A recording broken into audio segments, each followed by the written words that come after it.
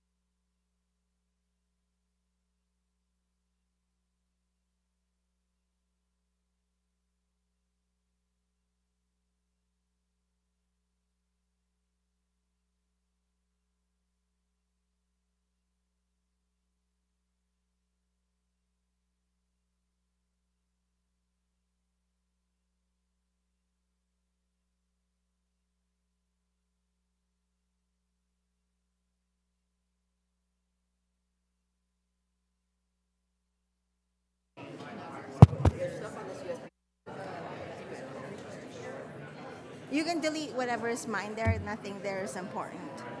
Like presentation slide deck for each. Yeah, you can delete all of them. That way it's just going to be your stuff.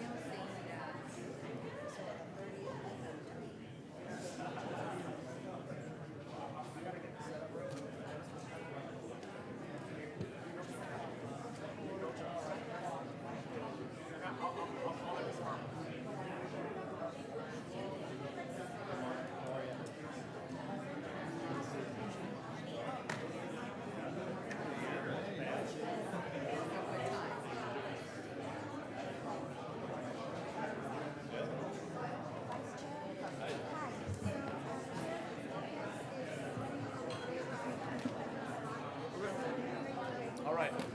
Let me just, the restroom, I'll be right there. Take your time. Yes. Yeah, just keep.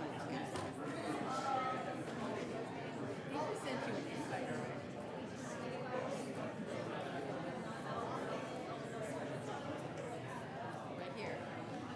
So Tuesday the 1st at 6:30.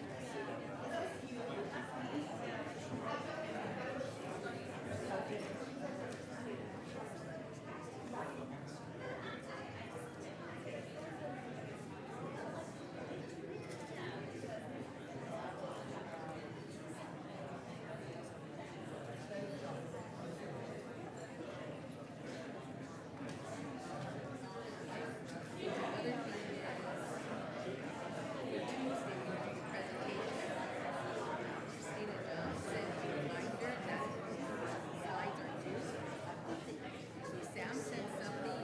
Yes, he sent. Joshua sent them today. Yesterday. So if you okay them, to their slide deck. Okay. And then we'll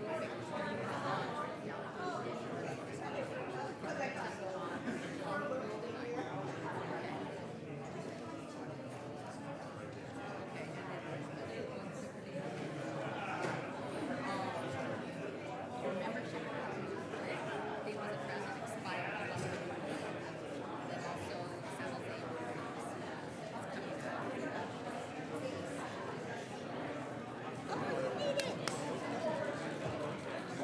Okay, now I'm 5 minutes late.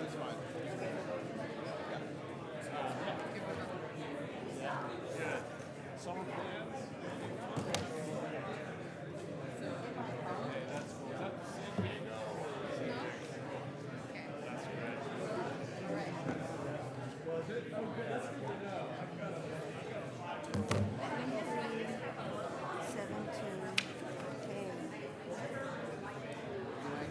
Yes, we're ready. We have a quorum, yes. Morning, everyone. We'll be calling this meeting to order. Good morning. The VTA Board of Directors regular meeting of Friday, June 27th, 2025 is called to order. A few safety reminders. Please identify your nearest exit. For everyone's safety, please do not block the exit doors. The nearest AED is by the public table in the back. The restrooms are outside the double doors adjacent to the reception area. And in the unlikely event that we need to evacuate, our assembly area is in the plaza, outside of the building's double doors as shown on the screen. The address of our meeting location is also on the screen. Welcome to the members of the public who've joined us this morning. For those who would like to address the board, you're encouraged to complete a blue speaker card, which is at the public information table in the back of the room. Please submit the completed card to our staff before the item is heard. For virtual attendees, you can use the raise hand function on Zoom or press *9 if you're dialing in. And we'll be inviting those who attend in person to speak first, followed by those who are on Zoom. And with that, Elaine, could you call the roll? Thank you, Chair. Abekoga, absent. Arenas, absent. Bozo, Absent. Burt. Absent. Candelas. Absent. Cohen. Here. Present. Young. Here. Present. Foley. Absent. Jane. Here. Present. Kamei. Here. Present. McAllister. Absent. Montano. Here. Montano present. Moore. Absent. Mulcahy. Present. Thank you. Sell. Present. Turner. Here. Weinberg. Here. Vice Chair Mahan. Present. Chairperson Lopez. Here. You have a quorum, Chair. Thank you so much. First, we have 1.2 orders of the day, and a revised agenda was issued to reflect the firm names and amounts for agenda item 7.3 VTA's Project Drive. Staff is also requesting that item 9.1.AX, closed session unanticipated litigation, be removed from the agenda. Other than this, are there any changes from colleagues? If staff, do we have any other changes? And if not, could I have a motion and a second to approve the orders of the day? So moved. Second. Thank you. All those in favor say aye. Aye. Aye. Any opposed? Thank you.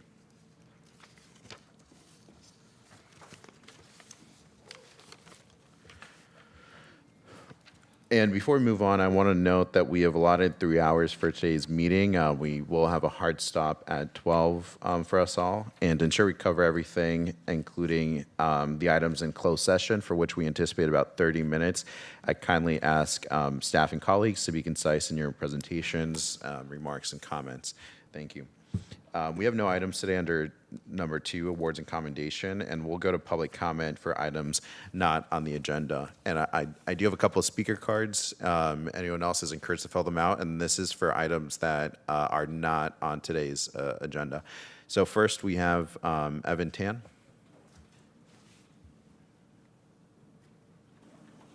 And we'll be followed by James.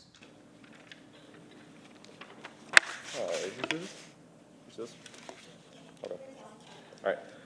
I think I filled out my card wrong. I am talking about something on the agenda, but I'm sure. Which item is that? We'll call you up when 7.3. Which one? 7.3. Okay, we'll call you up for 7.3. Okay, Thank you. thank you. Sorry about that. James?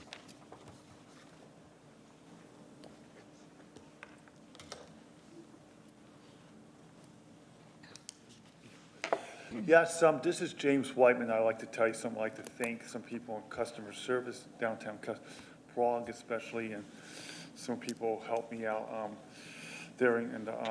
because I lost my wallet, and they gave me a VTA June pass. And I just want to thank them for that. They're very nice people you have in downtown customer service. Also, there on Monday, I think I was on the light rail, 908A, and there was an incident. Somebody spilled a lot of liquid on there. And you guys have got to start having disciplinary action for guests to do that. First of all, it should be a written citation. Second of all, it should be $250 fine. The third offense had to be suspension from VTA, and the fourth offense had to be you can't ride the service anymore. Also, what are your August service changes going to be, and when is the light rail rehab going to start continuing? All right, bye-bye. Thank you. And I hope we can have staff follow up on that last question about service changes. Thank you for your comments. Yeah, we'll go to online now. Thank you, Chair. Before I call the speakers online, we have one written comment already posted on our website. Speakers Robert, Barney, and Roland. Robert, you may go ahead and begin speaking when you're ready. Robert. Hi, this is Rob Means representing Loopworks, the company making the pod car project in Milpitas. And with the likely loss of $5 billion of federal funding that's needed to finance the BART Borough, the entire project is at risk.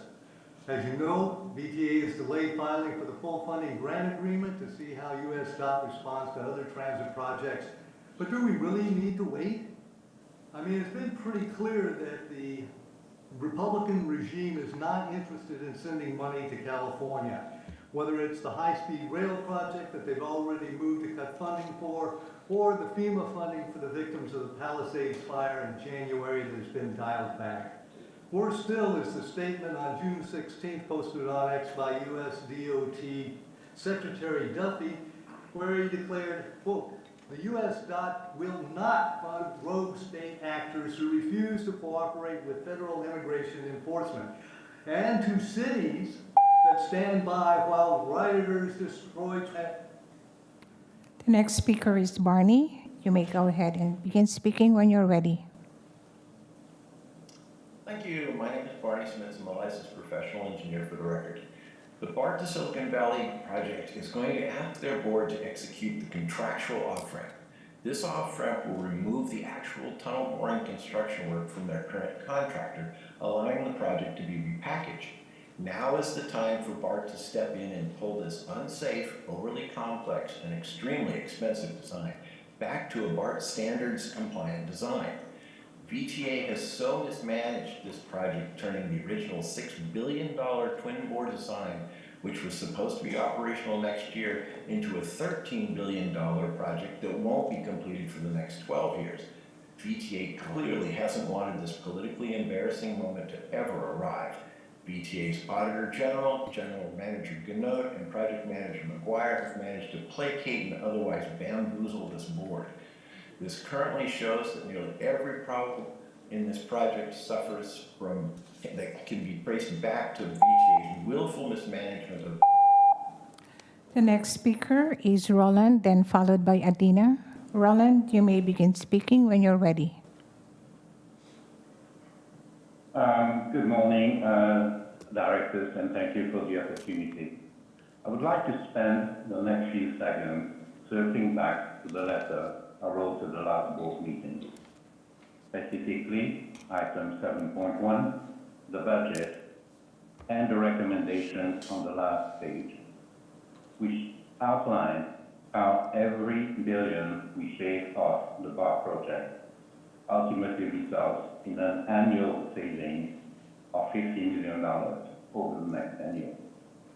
In closing, I would like to attract your attention to today's letter under item 7.2, which outlines best practices designed to shave $1 billion between Santa Clara and Meriden.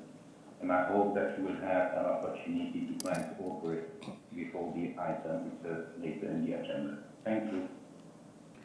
Thank you. The next speaker is Adina. You may begin speaking when you're ready. Yes, Adina Levin with CMOS Bay Area, and also I serve on MTC Policy Advisory Council and chair the Network Management Customer Advisory Group with those hats. I'm speaking for myself. And wanted to share, following the items closely on regional transit coordination, is that there is some new information in a report on the Clipper Bay Pass All Agency Transit Pass about benefits in Santa Clara County. So in the Clipper Bay Pass pilot in San Jose State, transfer rates increased over sixfold when people were given the All Agency Pass. San Jose State students made 69% more transit trips overall and 37% more trips on VTA when given a Bay Pass. They already had a VTA pass before. VTA gained more ridership than any other transit agency among Bay Pass holders at San Jose State, despite the fact that those students already had Smart Pass. So that kind of integrated. That's the last speaker, Chair. Thank you so much. We'll close public comment for items not on the agenda. And we have no items under number 4, public hearings. So we'll go on to item 5. And the first item is 5.1, committee reports. The reports for 5.1A and 5.1E are included in the packet, and there are no reports for 5.1B, 5.C, and 5.1D. Do we have any public comment for item 5.1? We do have one. Barney, you may begin speaking when you're ready. Thank you. My name is Barney Smith. I'm a licensed professional engineer for the record. VTA promised that the long-awaited apples-to-apples comparison of the twin-bore versus single-bore tunnels will be delivered soon. This report is to include a cost comparison and comments from their oversight consultant, Gail Ziegler.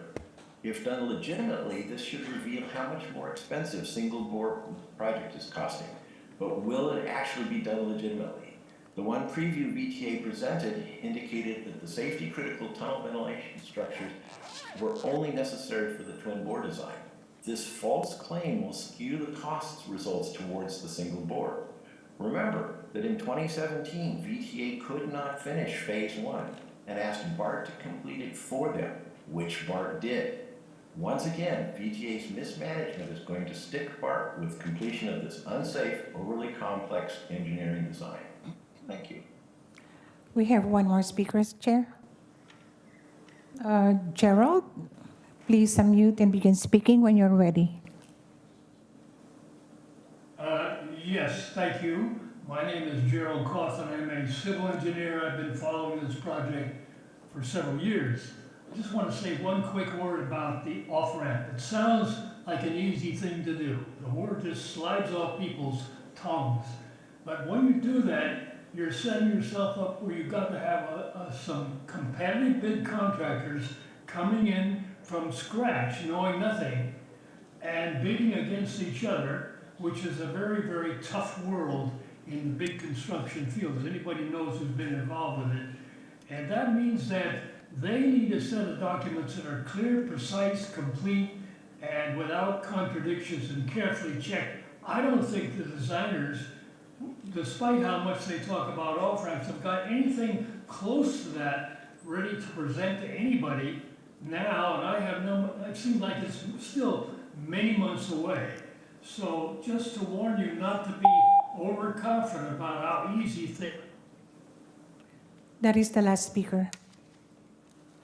Thank you so much. We'll close public comment and go to 5.2, the general manager's report. Good morning. In the interest of time, I don't have a full report today. I won't be presenting one. I just have two real quick items. One is to announce that yesterday the California Transportation Commission approved a $75 million award from the Solutions for Congested Corridors to the BART program. Hopefully this morning we will hear whether they have also awarded another $25 million from the Local Partnership Competitive Program. And I want to thank Mayor Mahan for speaking in favor of this actual allocation. So I really appreciate himself as well as Congressman Liccardo. The other thing I just want to let you know is that I want to note that the VTA updates and the monthly safety and security data are in the online agenda packet and on the public table in the back. Thank you. Thanks so much. We'll go on. Do you have any public comment for 5.2? We do have one, Chair. Barney, please begin speaking when you're ready. Thank you. My name is Barney Smith. I'm a licensed professional engineer for the record. Remember that the twin bore design is still available and still sitting on the shelves at VTA. It's safer, cheaper to operate and maintain, and faster and cheaper to build.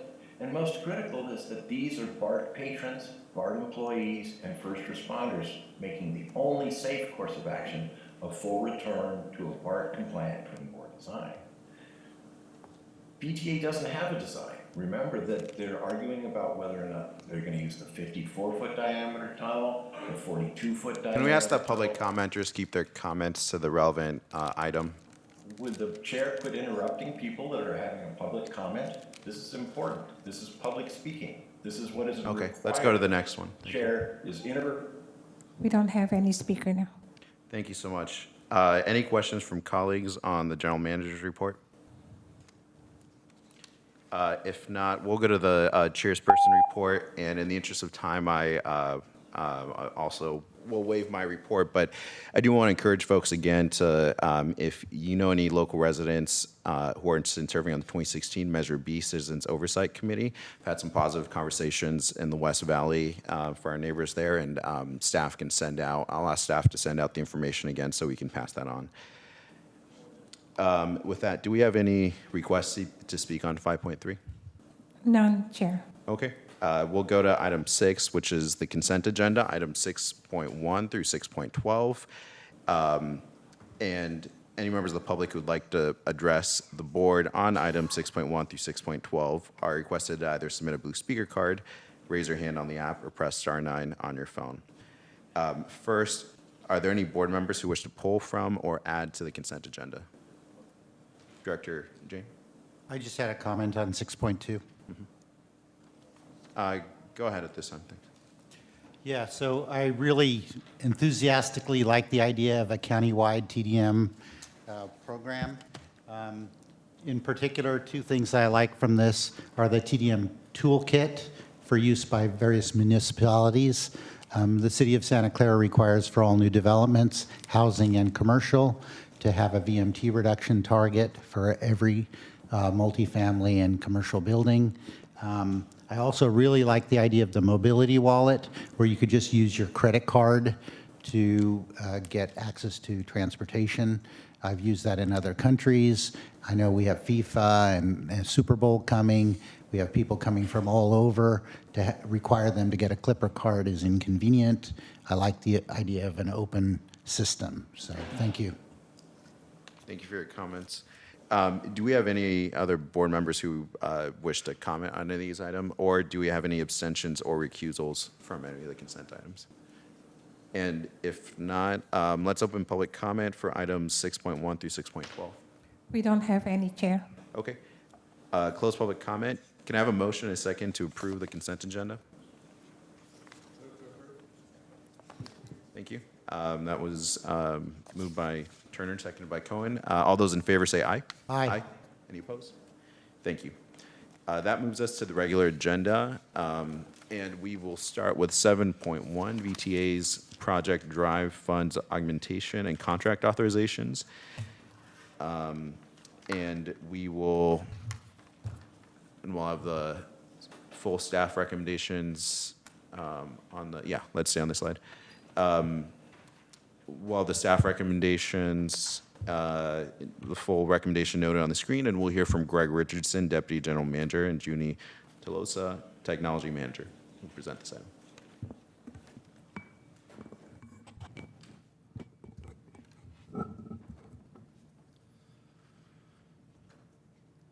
Good morning, Board. Greg Richardson, Deputy General Manager, and I am accompanied by Junie Tolosa, who is our Technology Manager. And we'll talk a little bit about Project Drive. So, I'm running the screens.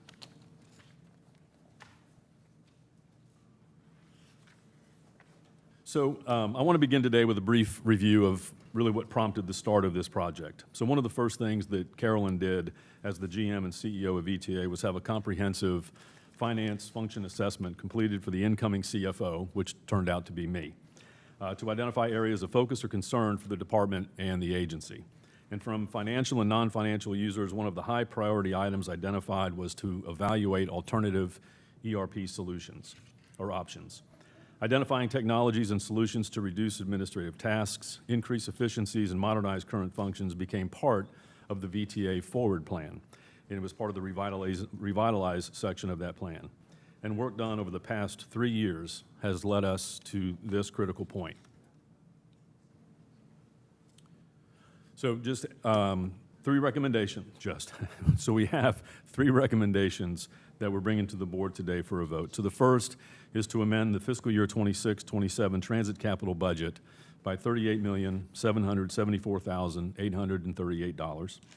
The second is to authorize the general manager to execute the contracts for, first, IBM as our system integrator, second, Workday as our core enterprise resource planning platform, third, Maximo as our core enterprise asset management platform, and then ultimately 8 other contracts as detailed in the staff memo for additional SaaS or service contracts supporting the ERP and EAM solution.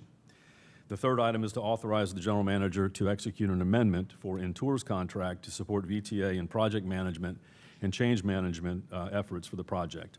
And we'll talk a little more about Intour's engagement in this project. However, the work that they have performed to date and the industry expertise they bring to the table, staff believes having them as part of the implementation team is critical to the success of the project. One quick item here, we are using a bunch of acronyms, so I want to make sure everyone is clear on what we're doing. So ERP, Enterprise Resource Planning.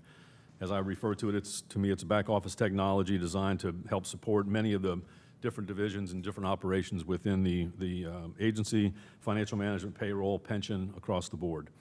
The other one is Enterprise Asset Management, or EAM. That is more focused on the operation side of the house, maintenance, work orders, parts management, everything related to that.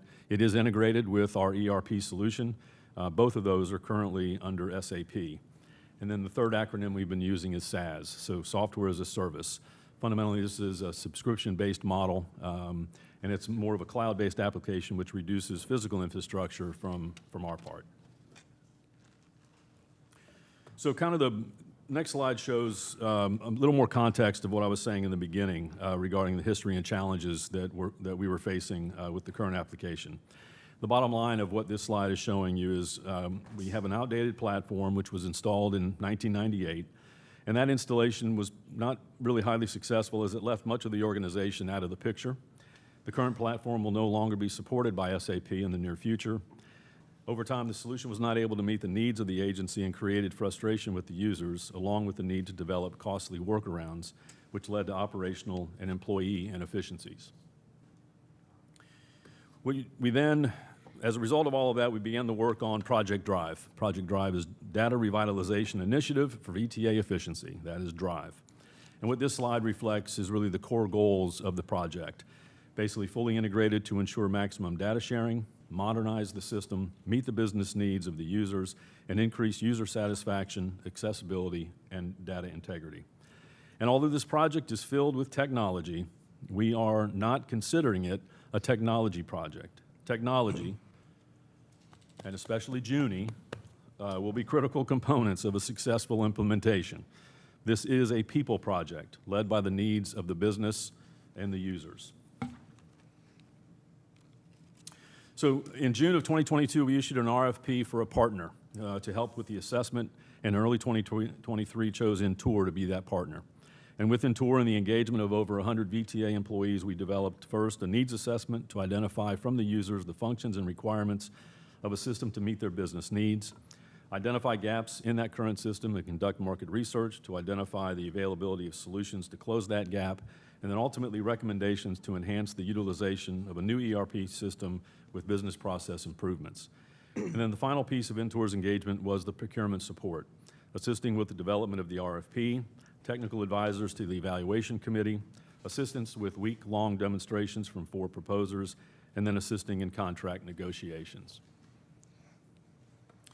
The work by the Project Drive team in collaboration with Intour led us to the development of an RFP to meet these desired outcomes. And you'll see on this slide here the themes which we've really already identified or highlighted, which was really the outcomes that we wanted from this project. Fundamentally serve the entire VTA community, make it user-friendly, improved reporting and analytics, and seamless integration. And through the procurement and selection process, which Junie will now walk you through, our aim was to achieve these outcomes. Okay. Thank you, Greg. In the next couple of slides, I'll be discussing the process that we went through in leading in the selection of IBM as the system integrator. Throughout the entire process of the procurement process, Intour was involved. VTA recognizes that from the beginning, this is a people project, not a systems project. This, together with lessons learned from the past, VTA consciously framed the RFP to focus on selecting the partner, in this case the SI, who will be in the best position to lead VTA to a successful implementation. Over 100 stakeholders, all subject matter experts, were involved in the needs assessment that led to the gap analysis and ultimately the functional requirements that was reflected in the RFP. VTA conducted an industry day in February 2024, something that's unique to this type of procurement, to advertise in the IT and SI industry the upcoming RFP. Response was excellent. Almost 100 individuals participated in that industry day, represented by the SIs, ERP, and EAM vendors. The RFP was then released in June 2024 with a deadline of September 2024, excuse me.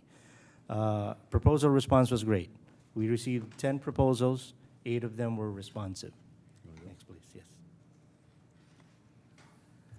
These are the evaluation criteria used in evaluating the proposals: experience, the proposed solutions as they're fit to the functional requirements, their work plan, the team that they represented or proposed in terms of key personnel and staffing, the cost, of course, and local firm preference. Next slide, please. And this is the list of the responsive proposals evaluated, 8 of them. Those that are highlighted in blue are the ones that moved into the next phase, which is orals and demonstrations. The evaluation team was comprised of representatives from finance, HR, operations, and IT. Around 75 technical advisory group members participated in the orals and demonstrations that supported the evaluation team.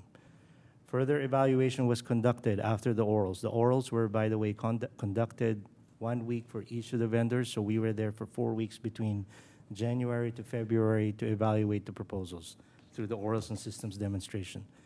This led ultimately to the top 2 that we entered into what we call the request for clarification and ultimately negotiations. Next, please. So now the question is, why IBM? IBM is through all of that evaluation, throughout the evaluation process, written, orals, and clarification, IBM stood out, particularly during orals and system demonstrations.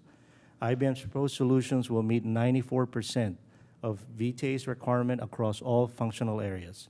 The proposed solution will provide VTA an ERP and EAM solution that strongly aligns with VTA's objectives.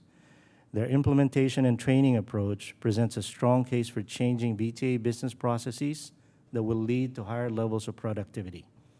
Since this is a people project that we alluded to earlier, OCM, Organizational Change Management, is going to play a very important role throughout the project, something that IBM demonstrated they are capable of. IBM clearly was the best value for VTA. And Greg mentioned this already. This is the proposed solution, the best of breed, Workday for our ERP, Maximo for our EAM, and the other point solutions for pension, grants and budget, treasury, testing services, COBRA administration, grievances, and illustrated parts catalog. This is a high level of the proposed schedule. It will span from mid-2025 to early 2027 for the core products, Workday and Maximo, with pension going live around 2028. Month 1 to 18 is, month 1 is when we start to work their financials. Month 6, Workday HR will kick in, and from March 6 to 30, pension will be going through the design process and then eventually go live on month 30.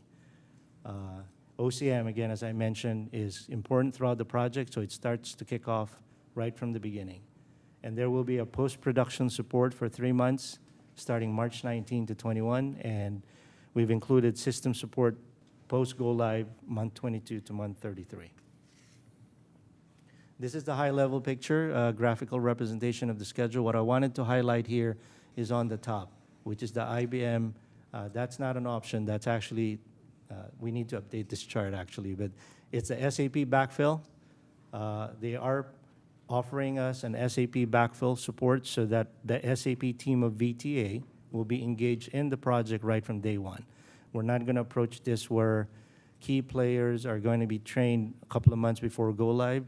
Key players are going to be involved right from the beginning so that they are ready. This is key to readiness and sustainability. This is just a high-level example of the training plan. IBM has the two-in-a-box approach, which is right from the beginning. There's a key player in IBM holding hand-in-hand with our key players to make sure that they are aware and knowledgeable about the new systems. But these are just examples of what's going to be delivered. With that, we'll go to the... Thanks, Junie. This final slide is to break down the cost for better understanding, as long as a worksheet can bring better understanding. So we'll see how this goes. So the first column of the numbers reflects all anticipated costs for the entirety of the project.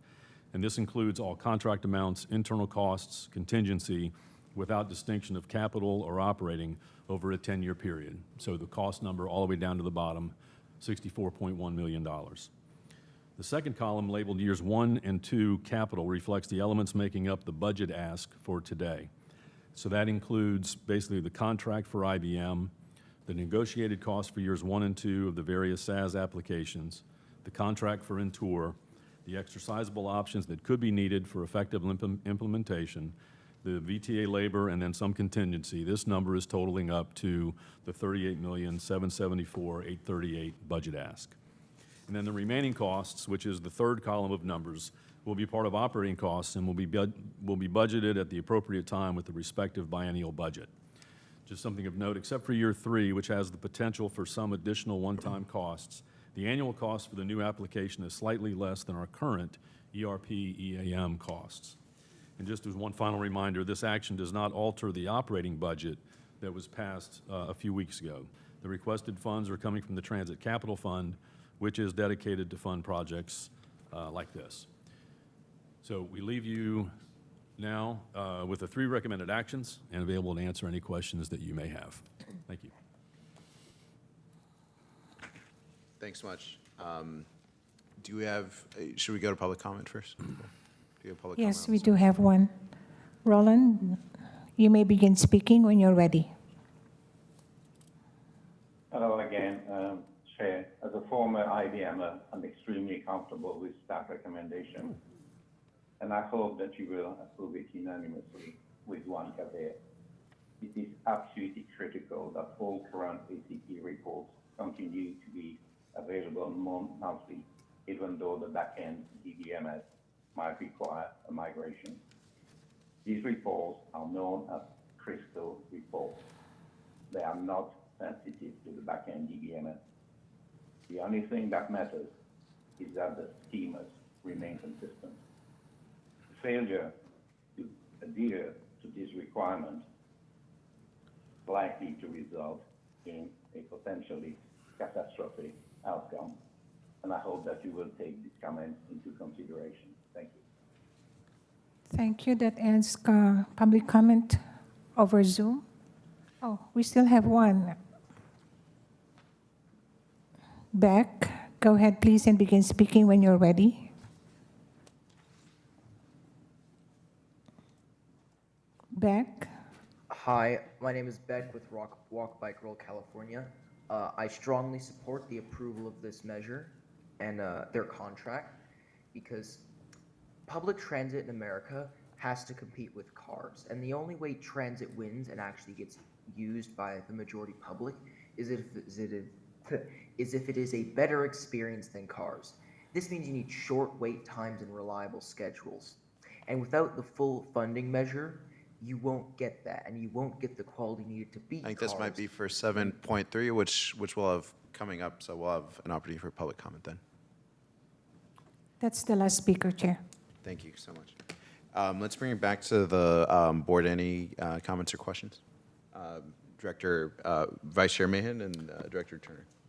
Thanks, Chair. Appreciate that. I'll try to be brief and then hand things over to my colleague here. So first of all, thank you for the presentation. Obviously a very robust process that you all have gone through.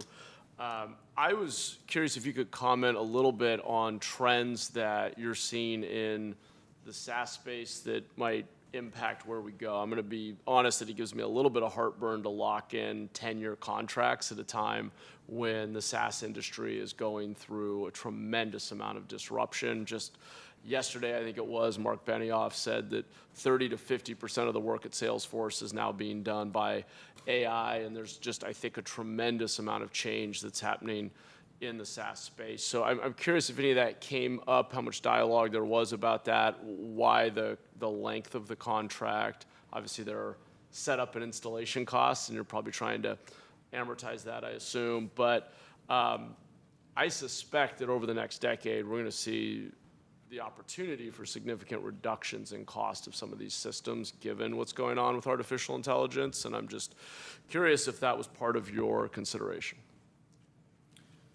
You want me to start? So, very fair comments. I think when we considered sort of where we were coming from, the system that was in place, and the changes that were necessary to get us at least into today's environments, that was probably the more critical consideration that was being given, and just getting us to a platform that was more modern and more appropriate as we move forward. The 10-year horizon was also, that was part of the negotiations of trying to get to a price that was appropriate for us, and so a 10-year deal was something that we looked at for that purpose. I do think there's going to be there's going to be elements within the current ERP EAM implementation that will allow for some of those technologies to be introduced. So whether it's AI, whether it's, and even now, it's the integration of potentially multiple systems through interfaces that allow for that communication to occur, which we were not getting in the previous. So I think we'll be able to take advantage of some of those technologies. The AI component, I think there's going to be some, I'll call it machine learning or system learning that will be utilized internally, and so we'll be able to use and adapt to some of that. But I also think that over the next several years, if those opportunities present themselves that allow us to get something that is a solid product that we're comfortable with going forward, that allows our agency to function appropriately with different systems, different implementations, we're definitely open to that, and I think the flexibility is there for us to make that move during this 10-year period if that need arises. Yeah, I appreciate that.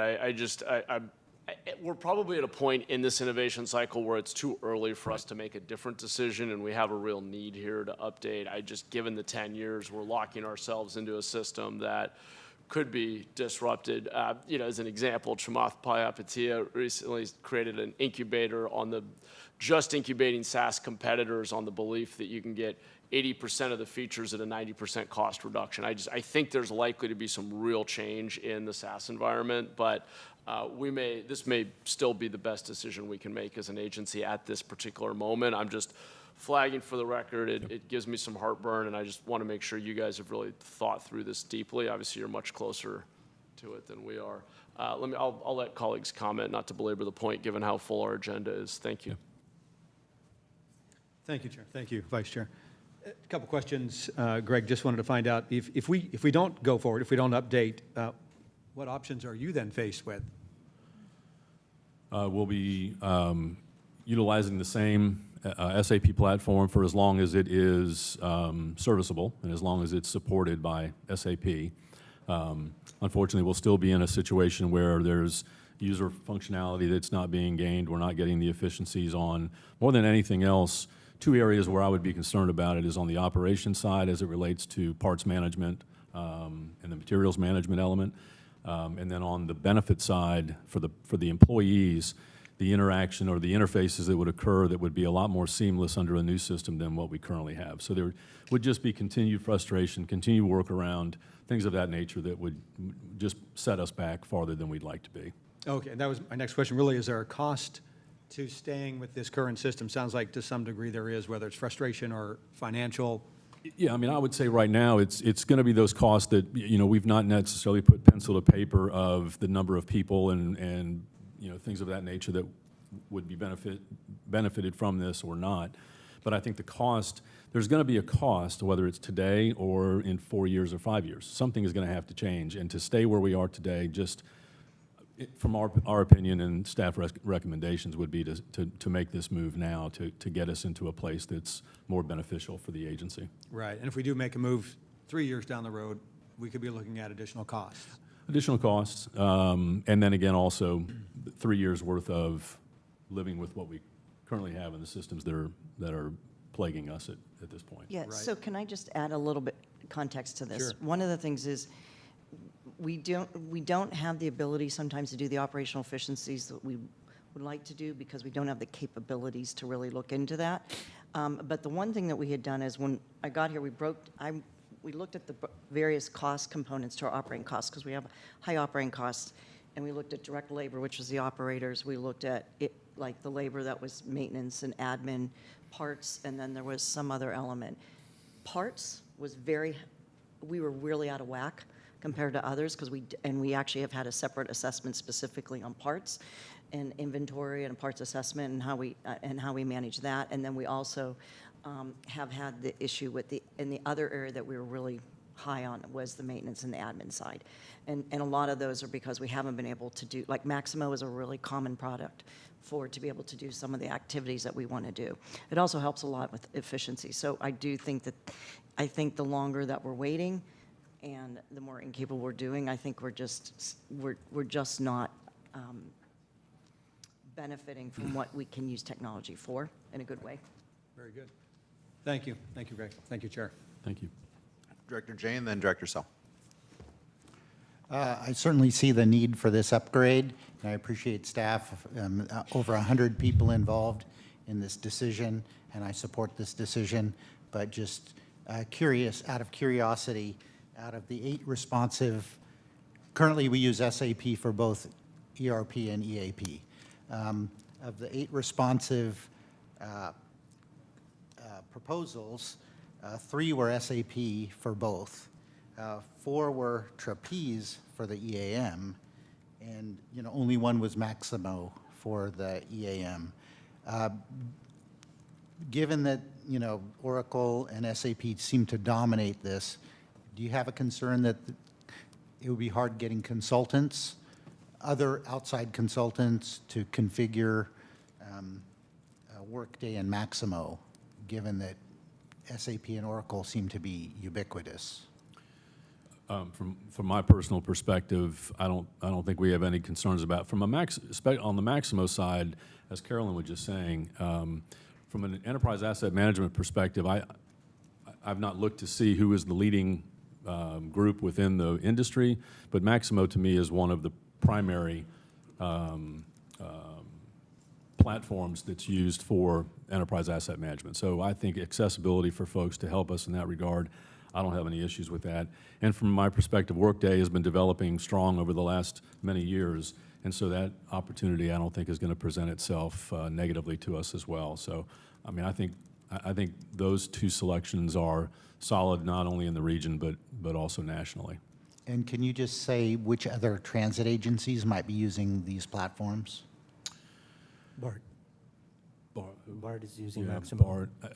We've got, if we could, I mean, I know that there's been combinations of, I don't have it in front of me right now. I should have had it. I want to say LA Metro has gone with a new ERP EAM. I just cannot recall right now which one it is. Long Beach has done the same, but we can follow up and confirm that. Okay, very good. Thank you.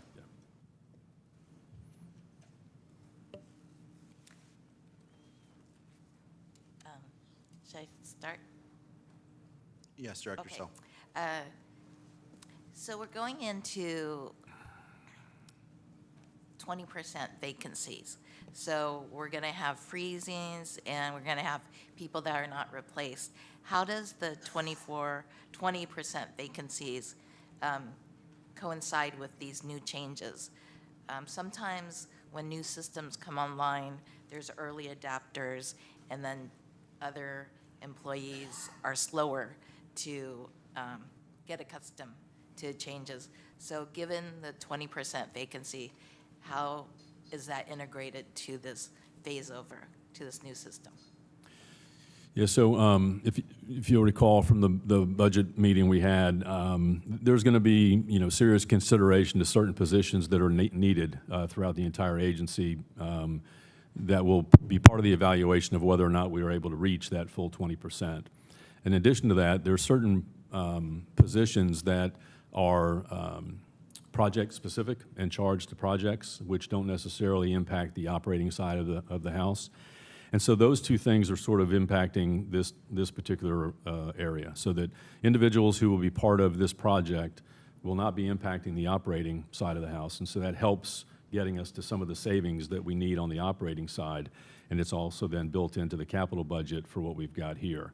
And so at the same time, we might find opportunities where individuals might be ready to move in a different way, but might want to be a part of this project in the short term, and so we're able to gain maybe a vacancy on one side, but then bring them onto the project and sort of play a little bit of, not play the game, but play that exercise there to figure out how we can utilize people most effectively if that opportunity presents itself.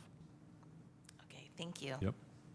Thanks so much. Any other board member comments or questions?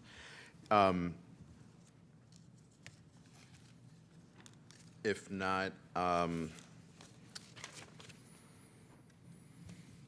could I have a motion and a second? And before we do that, I'll just note that I will be recusing from 7.1.3 pursuant to Government Code Section 1091 and a potential remote interest in the contract due to being an officer of a nonprofit organization because of a board member relationship. Any other disclosures, and if not, a motion or a second? Move to approve? Yeah. I'll second. Turner and Jane. All those in favor say aye. Aye. Any opposed? Thank you. That item passes, and again, with my recusal on section 3. And then we go on to... Mr. Chair, I hate to do this. I want to, just for this body to understand, I do want to recognize Junie. For anybody who has been a part of this project, been a part of this process, this individual has been absolutely phenomenal in getting us to where we are today. Keep an eye on him because he has to be here for the next 24 to 36 months. But he has been absolutely phenomenal in this exercise, and I just wanted publicly to make sure that this group understood what the work is that he's been doing behind the scenes. I get to look good in front, but he has really been doing a tremendous amount of work, and I appreciate him. I want to thank him. So just wanted the body to know that. Thank you.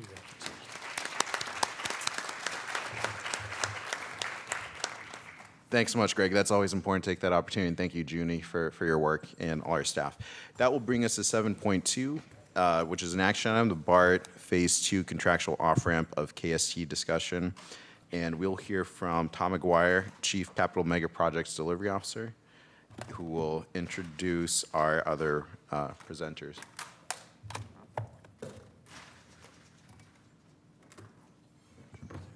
Right. Good afternoon, directors. Good morning, directors, sorry. Tom McGuire, Chief Mega Projects Officer, and I am joined by Sarah Wilson, the BSV Construction Director, David Gehrig, our outside counsel, and Sarah Hersom, Program Management Consultant from the HNTB Program Management Team. And I also want to acknowledge Jennifer Puccio and all of our partners in the Chief Counsel's Office who have helped us bring this recommendation to you today.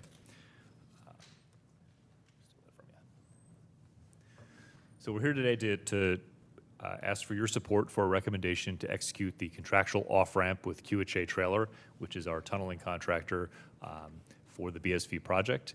And this is an important milestone. We think it's in keeping with the larger efforts to control costs on this program, exercise financial discipline, and align our budget with our resources. I want to also be clear about what this is not. This is not a conversation about the configuration of the tunnel. This is not about whether we cut and cover or do anything different with our design. This is a recommendation that staff is bringing to you that is independent of those factors. We'd be making this recommendation no matter how the tunnel was designed. It's based on where we're at in terms of our commercial and project management relationship with QHA Trailer. Today, we're going to give you a background on how we got here with the contract. I'll share that. Including some context about the contract task force that you asked us to put together at the end of 2024. David Gehrig will talk us through the specifics of the off-ramp recommendation and our plan to execute it. Sarah Wilson will talk about where the construction industry is at and why we feel confident that there are other players who are interested in working on this project at terms that are more favorable to VTA. Sarah Hersom will very briefly discuss what options we have for moving forward with how to deliver the program, depending on how those decisions we make about the configuration down the road. But I just want to emphasize that only the work that David presents is what's actually in the action today. It's the off-ramp that we're asking you to approve today. Those conversations about how to engage the industry and how to move forward with the contract those will be our next steps. That's our work for this summer and fall. So what is Contract Package 2 and who is KST? Contract Package 2 is the largest of the 4 contract packages that currently make up the BART Silicon Valley extension project. It was procured, and we brought QHA Trailer, which is a joint venture of 3 international construction firms. It was procured in 2022 as a progressive design build. I'll explain what that means in the next slide. But it covers a large amount of scope. Everything you see highlighted or outlined in blue on this diagram, the tunnel, the concrete within the tunnel, the tracks within the tunnel, the ADIS, the horizontal connections between the tunnel and the stations, and all of that light blue highlighted supportive excavation within the stations is part of the scope that QHA Trailer has been developing and trying to move towards a construction price with us on. Sarah Wilson will talk later about why it's probably too big of a scope, and that's an important learning from industry. Progressive design build is a unique contract model.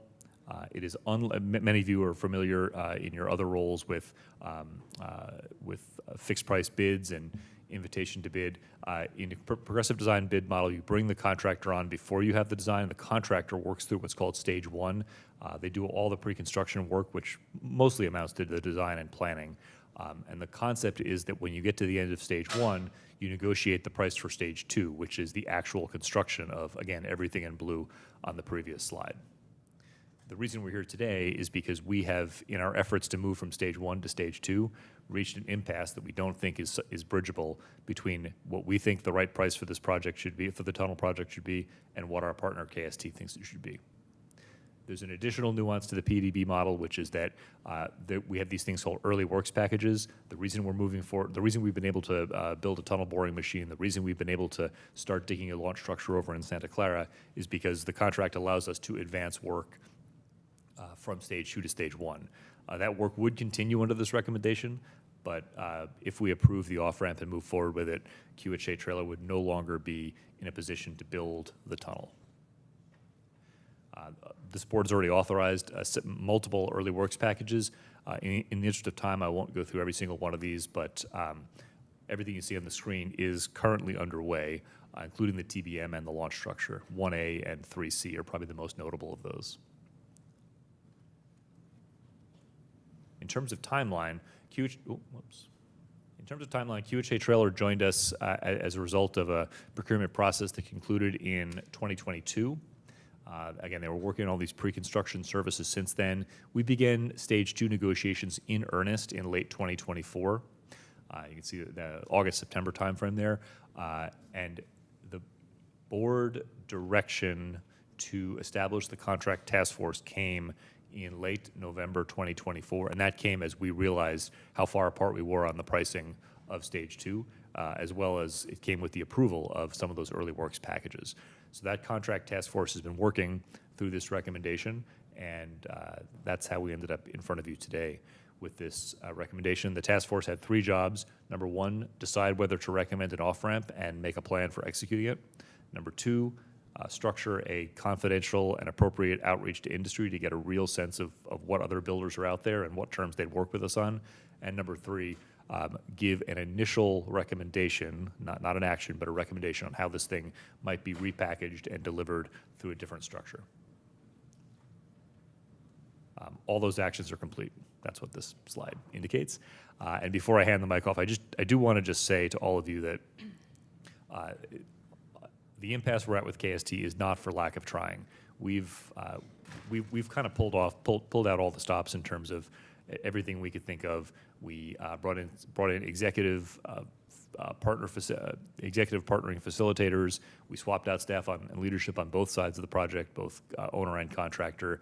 Had some really intense conversations about risk sharing, whether we might consider changing our commercial and technical requirements to get a better price.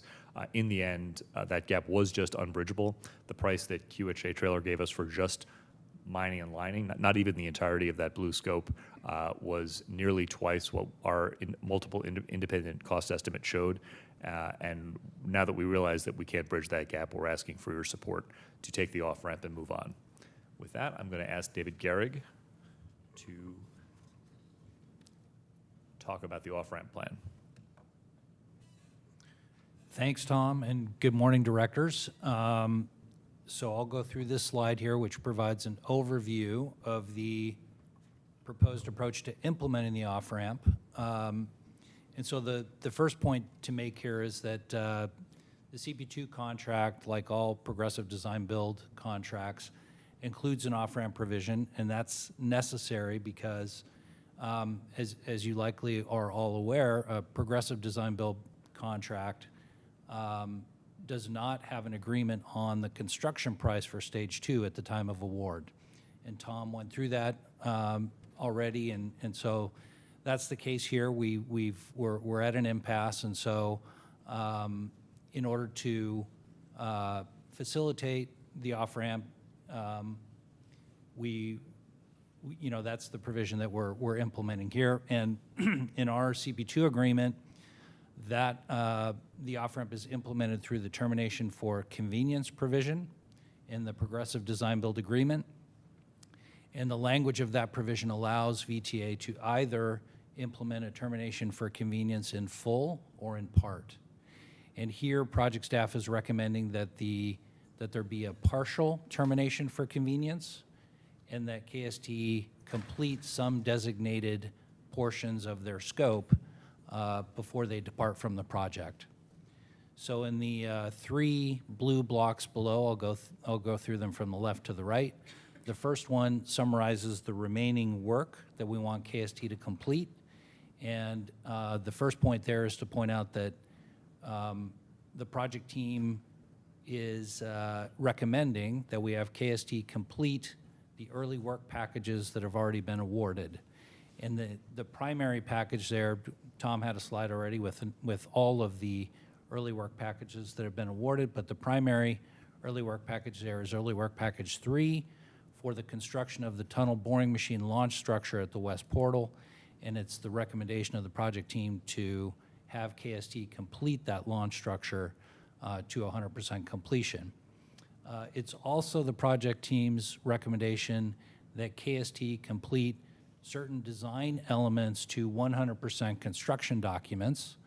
The main scope there to be aware of is the tunnel design itself, which is design unit D10, as well as a handful of other advanced partial design units. And the agreement, the CP2 agreement, does give VTA the right to require KST to complete those designated design elements. I should also point out that the project team would intend to reserve the right to award additional early work packages after the initiation of the off-ramp process. If the project team concludes it would be for the benefit of the overall project to have KST complete those early work packages, and also if VTA and KST could come to agreement on terms regarding scope, price, and schedule for those individual early work packages. Okay, the next task in the middle block to implement the off-ramp would be for VTA to make decisions about accepting assignment of individual KST subcontracts. And so again, the CP2 agreement authorizes VTA to accept assignment of any of the subcontracts that KST has with its subcontractors. And the project team is currently evaluating and considering taking assignment of 3 specific design subcontracts, as well as the tunnel boring machine subcontract. Final decisions from the project team will be made this summer or later this year, and will depend on decisions regarding the tunnel the tunnel design configuration and diameter, and also what the project delivery method will be for the follow-on procurements that Sarah Hersom will be summarizing for us.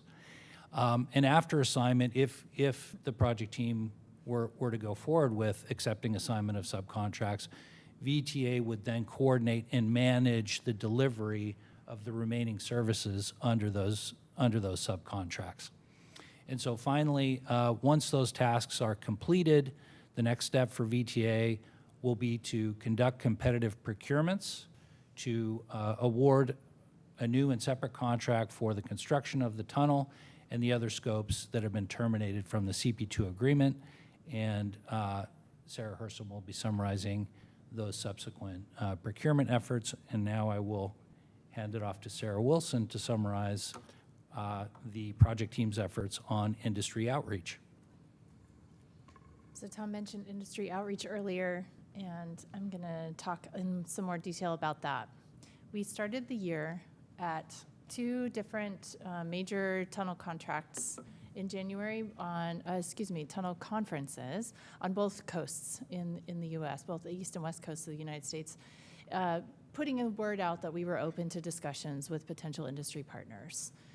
We received good interest in that and then met with 10 heavy civil tunnel contractors in late February.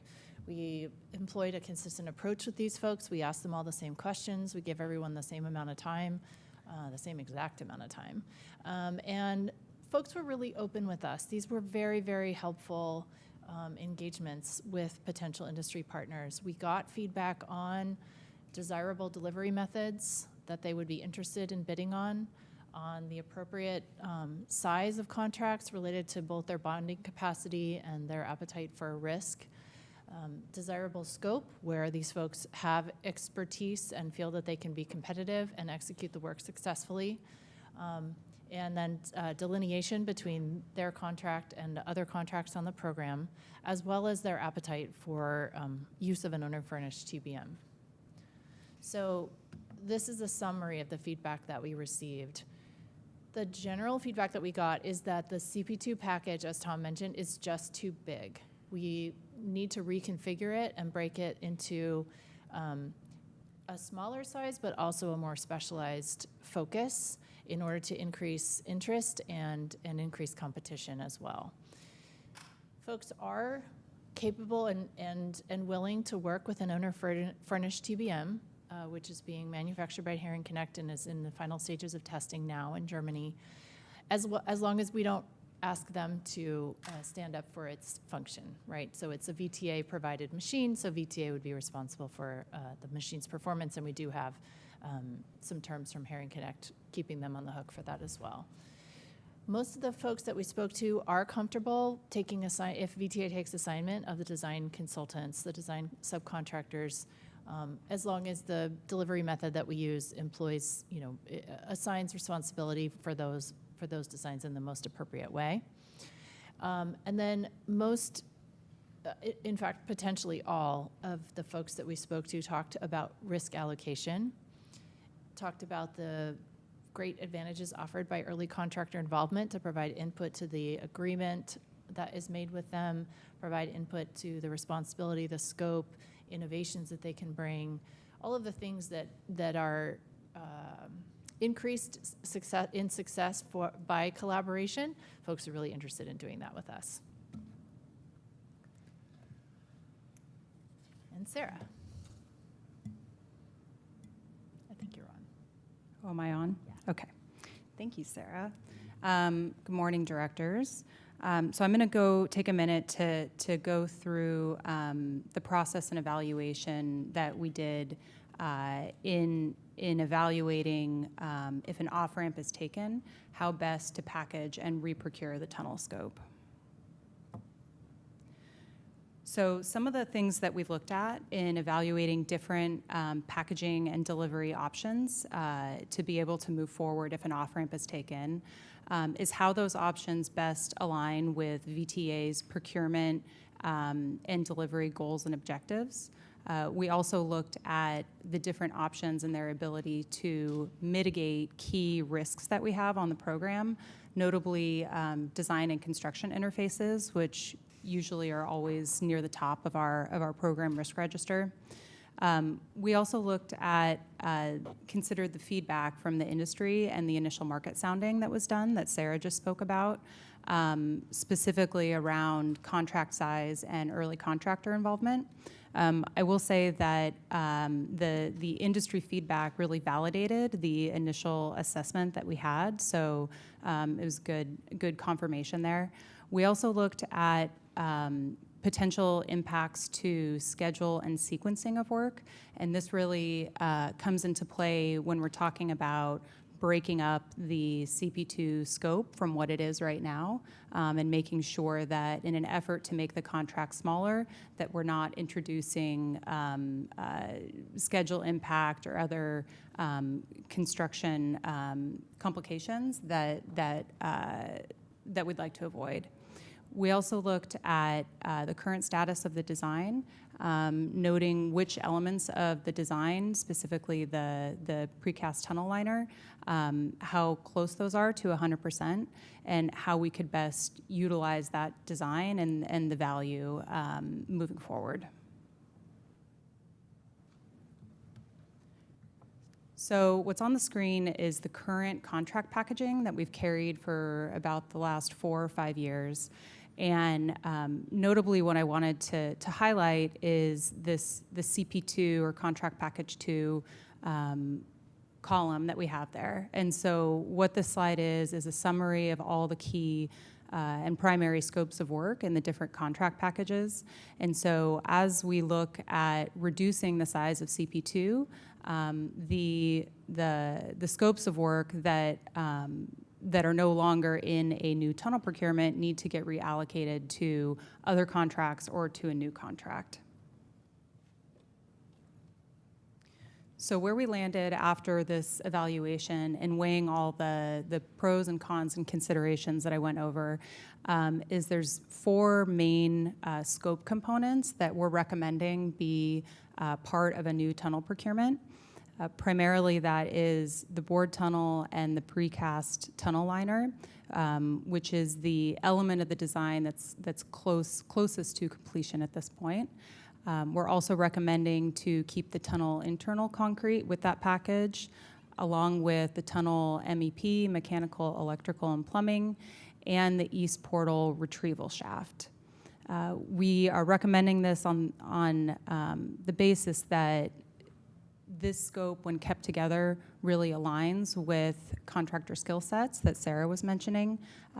We think that in reducing the size of the contract and keeping these specific scope elements together will be increasing competitions, reducing some of the risk premiums that could be placed on it with a larger contract, and mitigating some of the schedule impacts that could come with further breaking out the scope on the screen here.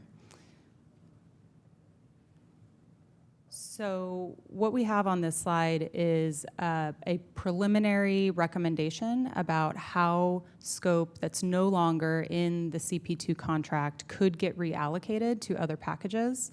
As Tom said, this isn't final, but we needed to do our due diligence to support this off-ramp recommendation to show a feasible approach to move forward with a new procurement.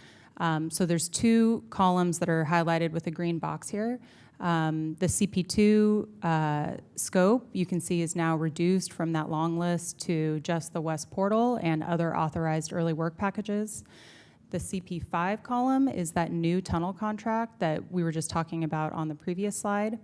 And then you can see there's other gray boxes on the screen here, which represent the residual scope that currently resides with the CP2 contract that would need to be reallocated to other contract packages or to new contract packages. So in addition to the packaging, which we just went through, we did a pretty deep dive on the best procurement approach to take with a new tunnel contract.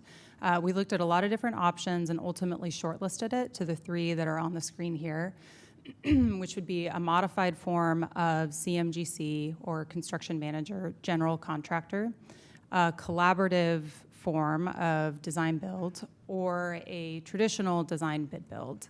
And I will note that moving forward with any of these options is inevitably going to add time to the schedule, but what we looked at was really stacking these 3 different procurement options against each other to look at the relative schedule impacts as part of this decision.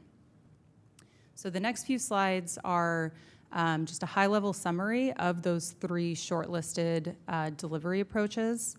What we are recommending as part of a new tunnel procurement would be a modified form of CMGC. I'm not going to, in the interest of time, I'm not going to walk through sort of all the steps of the procurement, but I'll just sort of highlight why we're recommending that. I will add that this is the recommendation assuming no change to the tunnel configuration. We in parallel, as you're all aware, are evaluating potential changes to it. And if that is advanced, we'll need to reevaluate these recommendations and modify as appropriate. So the benefits to, assuming we stick with the current tunnel configuration for this discussion, the benefits to this is that it leverages the current designs done. And what I mean by that is the modified sort of spin on CMGC that we're recommending is that there would be a fixed price component to this contract, which would be the precast tunnel liner, or what we call the D10 design, that's currently being advanced by KST's main designer. So we would get fixed pricing at the RFP stage, at the proposal stage, by the contractors. VTA would retain control of the design. The designer would be under contract directly to VTA. And because we would have that fixed price component, we would have competitive pricing for a portion of the scope. This option also enables us to have early contractor involvement, which is one of the things that Sarah highlighted, was clearly stated in the market sounding. Some of the disadvantages to this option has to do with additional risk retention by VTA, in that the full price is not negotiated upfront and will need to be negotiated after contract award. The other two procurement approaches that we looked at, as I mentioned, is a collaborative form of design bid build. If the tunnel configuration changes, we feel that this is a good candidate to be further evaluated. The collaborative aspect of this is that we're recommending an extended RFP period in which the contractor could really gain a solid understanding of both the project, the design, and be able to have a higher level of confidence when they submit their pricing. The benefits of this approach, should we change tunnel configuration, would be competitive pricing, early price certainty, and other opportunities for design innovation and schedule acceleration. The disadvantages, which is why we're not recommending it if we stay with the current tunnel configuration, is that it does not leverage the current tunnel design or designer that's on board, and VTA sort of loses control of that design. We also looked at a more traditional design bid build approach, and although the benefits to that are that you have competitive pricing, and that VTA is able to retain control of the design and management of the design interfaces, we're not recommending this due to the schedule impact of needing to take the design all the way to 100% for all components within this scope of work. That could add, almost another year and a half to the schedule. There's also additional risk retention by VTA without the benefit of early contractor involvement. And with that, I will turn it back to Tom for next steps. Okay, thank you all. I'm going to go real fast through this so we can get to your questions. Next steps, I just want to remind you that while today's recommendation, of course, is strictly about the off-ramp, there's a lot else going on with the project. We just had a really successful tour, brought local media, all 4 local TV stations, ran stories as well as some print stories about what's going on our site, the construction of the early works package, the launch structure. As Carolyn mentioned, we learned yesterday that we were getting $75 million from the California Transportation Commission, and we actually just learned, I think as we've been sitting here, that we got the remaining $25 million. So thank you to all of you who supported that. So we've got $100 million more resources on the sources side of the ledger, which is really good. And just to repeat, we'll be coming with those conversations. You've heard us talk about configuration a few times here. You heard me say at the beginning that this is not a discussion about whether or not to move to a different tunnel design or to talk about cut and cover or not. As Sarah said, we've thought about how procurement might evolve differently if the configuration changes, and we do have several ways forward. But today's recommendation is strictly about taking the off-ramp and starting to step away from our relationship with QHA Trailer. We will be coming back to the BSV Oversight Committee to talk about the configuration issues in much more detail in July and in August as we try to get our balanced budget organized this summer. And we'll continue to keep this board up, depending on the action today. We'll keep this board and the committee updated on our engagement with the industry and how we're doing with the KST off-ramp. So again, here's the recommendation. It's to authorize the off-ramp from the contract with QHA Trailer, and we look forward to your questions. Great. Thank you, Tom and team. Appreciate the thorough update. We're going to go to public comment. And should we start online? Or in person? We're starting in person. Okay. Thank you. So we will begin with Gumby.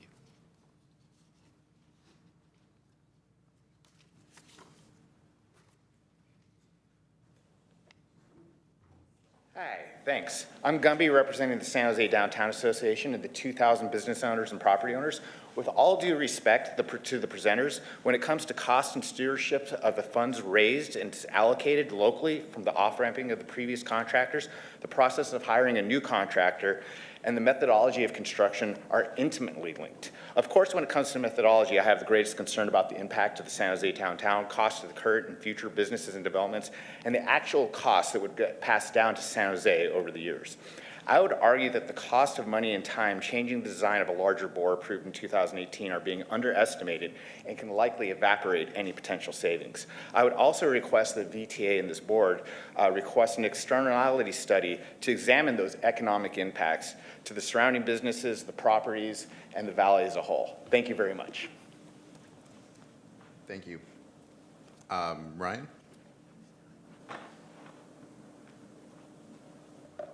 And that will be followed by Wendy Bravo and then Tomoyo Yoshinaga. Good morning, board. My name is Ryan Keith Virakun, and I'm an intern with the San Jose SGDA, and I'm backing up what Gumby has to say. And while we know we're not choosing the boring method right now, or the tunneling method right now, we hope that this bid and build is kept using the single bore method to prevent any financial losses to potential downtown businesses. We would also like to see a report on the financial impact of the potential removal and replacement of underground utilities and what switching current VTA lines, the bus lines and VTA lines that go through Santa Clara Street are right now. So I know we have some more businesses that would love to talk, so I'll let them. Appreciate it. Thank you. And again, that's Wendy Bravo, followed by Tomoyo Yoshinaga, and then will be Cash Bourne. Hi, my name is Wendy Bravo. I'm the owner and operator of Foxtail Fermentation Project. It's a business in downtown San Jose. We've been open for 3.5 years, and we have created incredible momentum for ourselves. We're surrounded by incredible businesses that are also award-winning. And we opened our business as our first-time business in downtown San Jose because we've been promised that San Jose cares deeply about small businesses and cares about the actual culture and community of San Jose being done by people in San Jose. And it is absolutely, basically I'm just here to express that we are a part of an incredible group of people who are doing a lot to bring culture and heart to this city. And this will destroy everything that all of us have worked incredibly hard for. We've left our careers, we've put all of our hearts into what we do on this corridor, and the thought of it being wiped away. I wrote a lot, but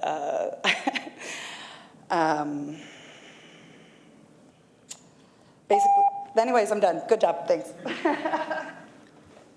Thank you. And we have Tomoyo Yoshinaga, followed by Cash Boren, and then Saul Paramero. Hello, my name is Tomoyo Yoshinaga. I own and operate 3 businesses in downtown San Jose: Haberdasher, Cash Only, and soon-to-be Bitterbuck. Chopping out Santa Clara Street will devastate not only the many small businesses along Santa Clara, but will ripple throughout the downtown core, putting people out of business, out of work, and squash any chance of any other office companies to come back to downtown San Jose. We'll become half a ghost town, and with the rest of downtown from San Fernando to and south of there, we'll have to deal with the unnecessary struggles of rerouting traffic, people, and these streets just don't have the infrastructure to handle this.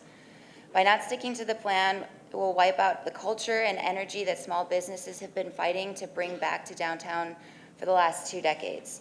As a small business owner, I strongly encourage that you stick to the plan, find a way to stay the course without imploding the efforts of the people who work, live, and breathe in downtown San Jose. Thank you. Cash, and then Saul. And then Fernanda Carrera. Good morning, members of the board and staff. My name is Cash Bourne, owner of Haberdasher, Cash Only, and soon to open Bitterbuck. I've also served on the Downtown Association board since the year that will not be mentioned, also known as 2020. I'm aware today's not the day we focus on construction methods, but we really wanted to be here all the same to make sure that our voices were heard against any possibility of using the cut, kill, and cover method. I spend every day in downtown, and I've done that since 2007, and I'm here to tell you and acknowledge that we finally turned that proverbial corner that we've been talking about downtown reaching for decades. I mean, it's here. The crosswalks are full of pedestrians. There's nowhere to park on a Friday and Saturday night. More and more people are considering downtown as a destination when dining, drinking, or entertaining their friends. And we really need your help to make sure that we can keep this momentum we built and build on that. We really want a vibrant and thriving downtown, and we want to make sure that our voices are heard every chance we get. So you'll see us again in July and August and whenever we can. Please make the decisions that protect all the work that we've done to give us a great downtown. Thanks. Thank you. Saul and then Fernanda. And then we'll have Harry Neal and then Norman, and feel free to start lining up if you'd like. Hi, thank you guys. My name is Saul Palomera. I'm a new entrepreneur in San Jose, part of a big family community, and the closure of Santa Clara would devastate. It's an artery to the businesses. We've created a cool community. A lot of jobs will be lost, so just keep that in mind in terms of the decisions that are made. Thank you. Thank you.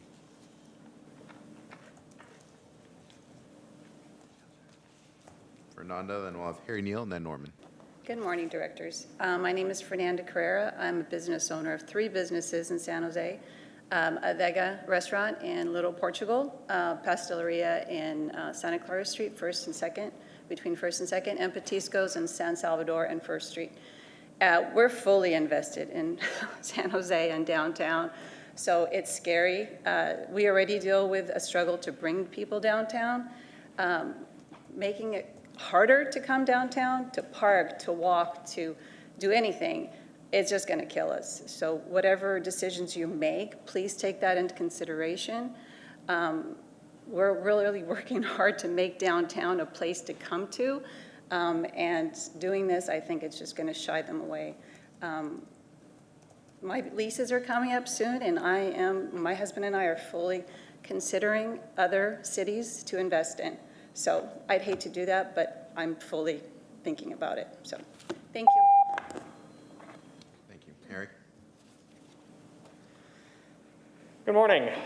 Staying, I guess, on topic of procurement. First of all, thank you all for your presentation. One thing I want to note from the transit cost project, quote, most low-cost countries do not use CMGC or DB. It is not used in Spain. Sweden is in the early transition from DBB to DB, and Italy uses a mix of methods but has de facto banned CMGC.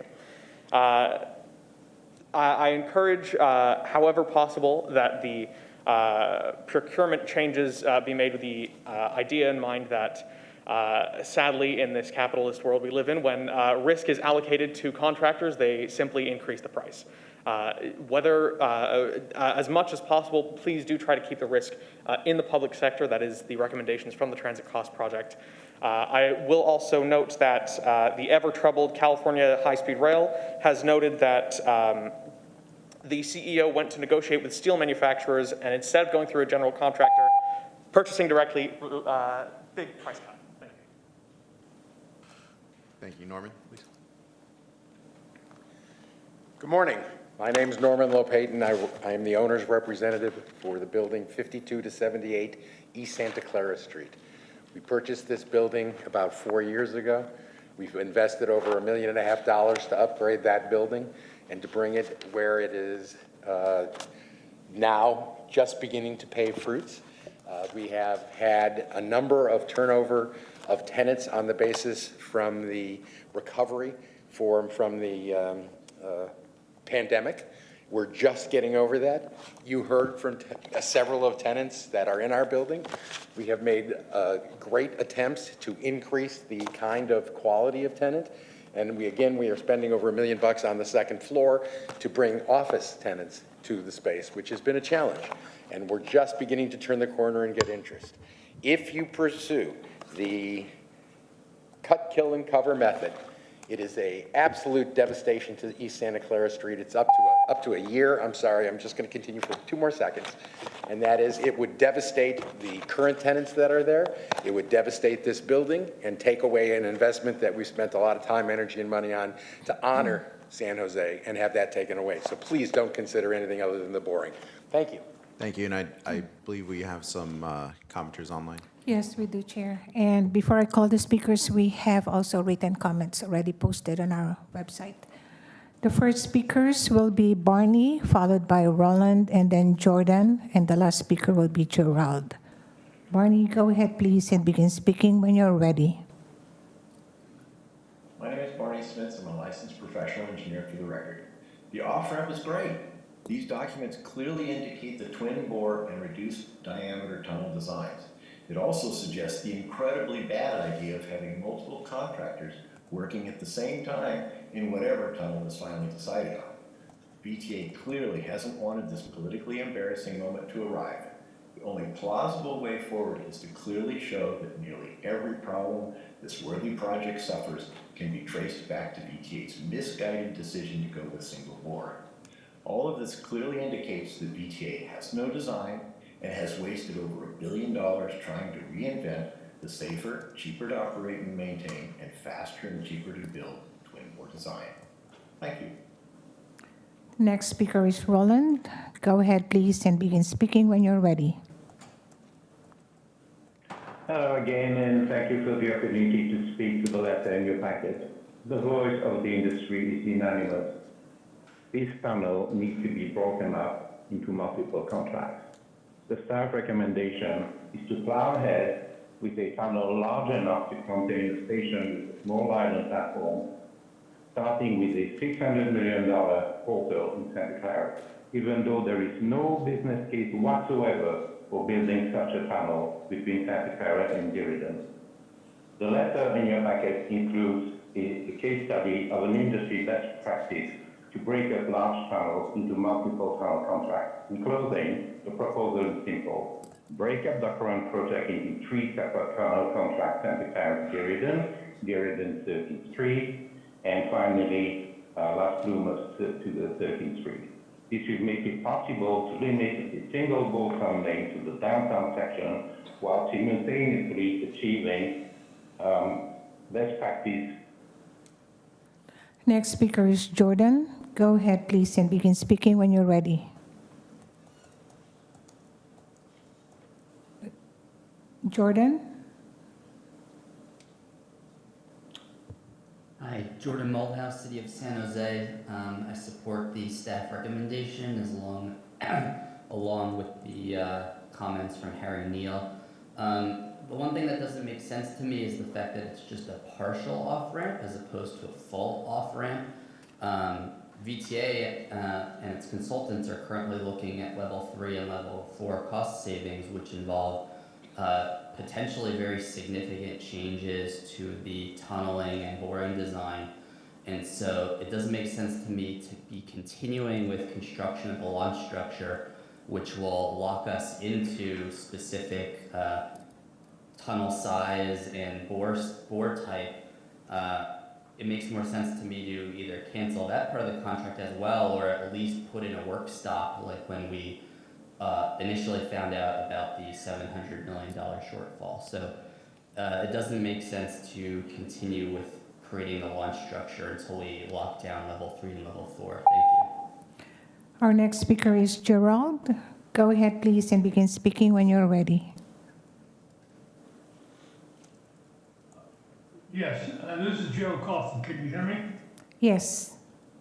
One question before this decision is made.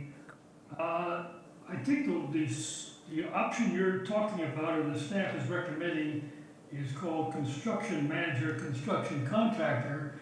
And I heard them say that the lining and everything associated with the tunnel lining would be fixed and therefore would be competitively bid.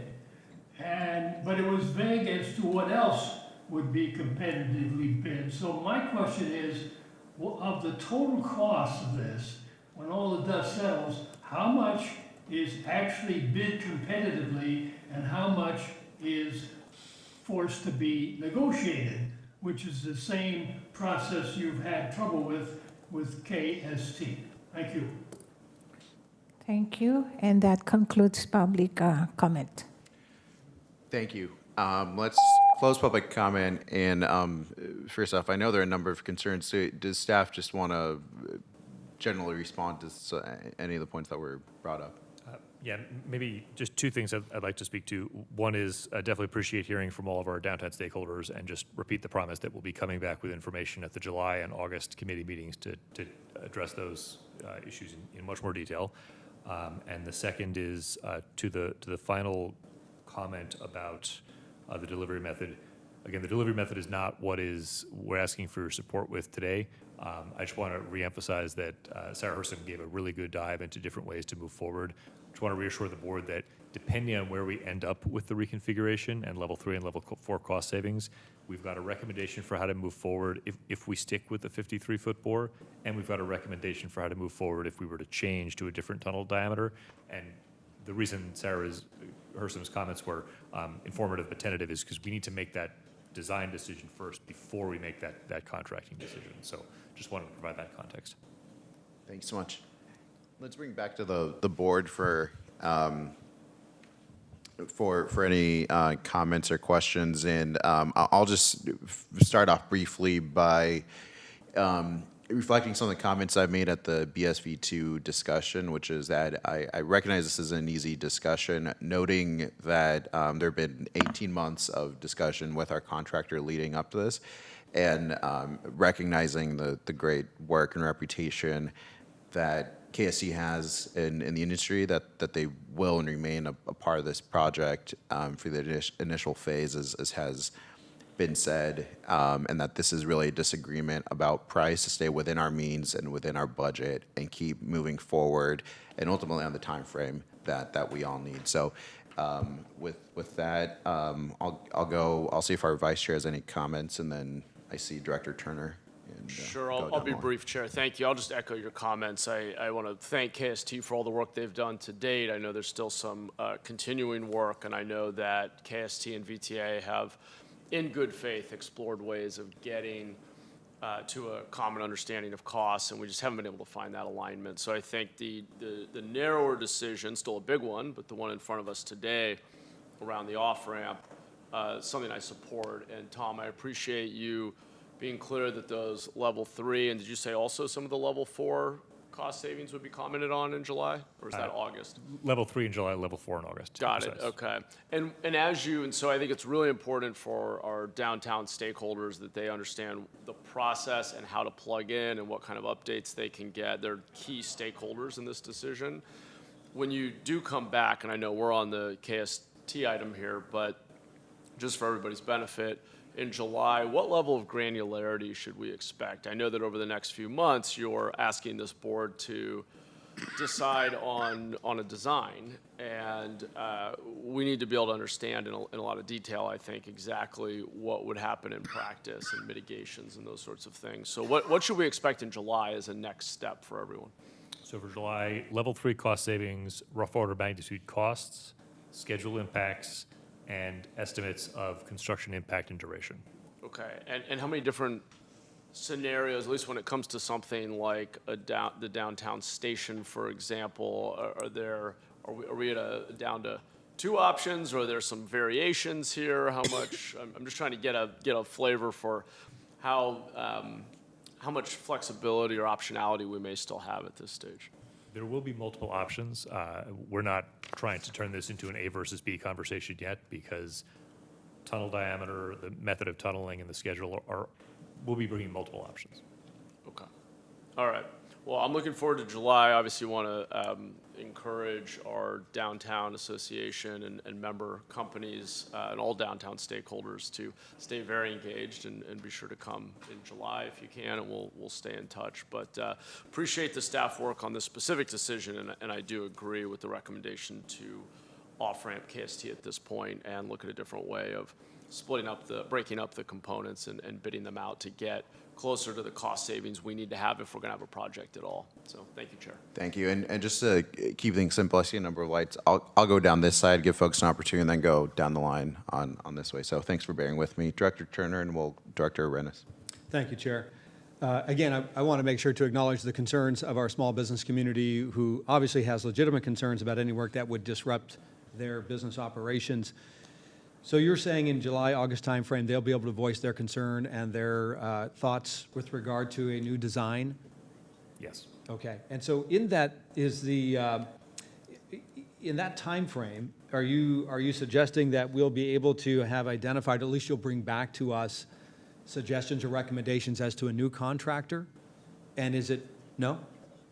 No, that'll be strictly about the design of the project. Okay, the design. So we're going to be looking at design options in that time frame. Correct, at the committee, yes. Got it. Okay, very good. Changes my approach and my question there. As far as KST, are we, once they finish their phase of operation, are we completely ending our relationship with them altogether on this project? Yes, with the note that it'll take them until early 2027 to finish the launch structure, so it's not tomorrow, but yes, that will be the sunset of their work with us. Okay, very good. Thank you. Thank you, Chair. Thank you. Director Rennis and then Director Cohen. Thank you. I just want to extend my gratitude to those folks who came out and expressed your concerns, and you're using your voice to advocate for yourselves and your businesses, and thank you for the liveliness that you have created in downtown. I surely definitely appreciate it and benefit from it. And so I know that we are just talking about the off-ramp with KST currently, but I know our co-chair already asked about the next steps and what that would look like for July. You said you would have more detail on cost, the schedule impacts, and construction impacts. And so I'm wondering if we could include the Downtown Small Business Association on those conversations, especially as the schedule and the construction impacts are involved. And just to share with folks, when I was a council member for District 8, we had, of course you all know this, we had the last extension to light rail to Eastridge, and before I left, I established a small business association off of Tully because I knew that the research shows that this kind of transportation infrastructure really impacts small businesses. And so I think we need to make sure that we keep that in mind.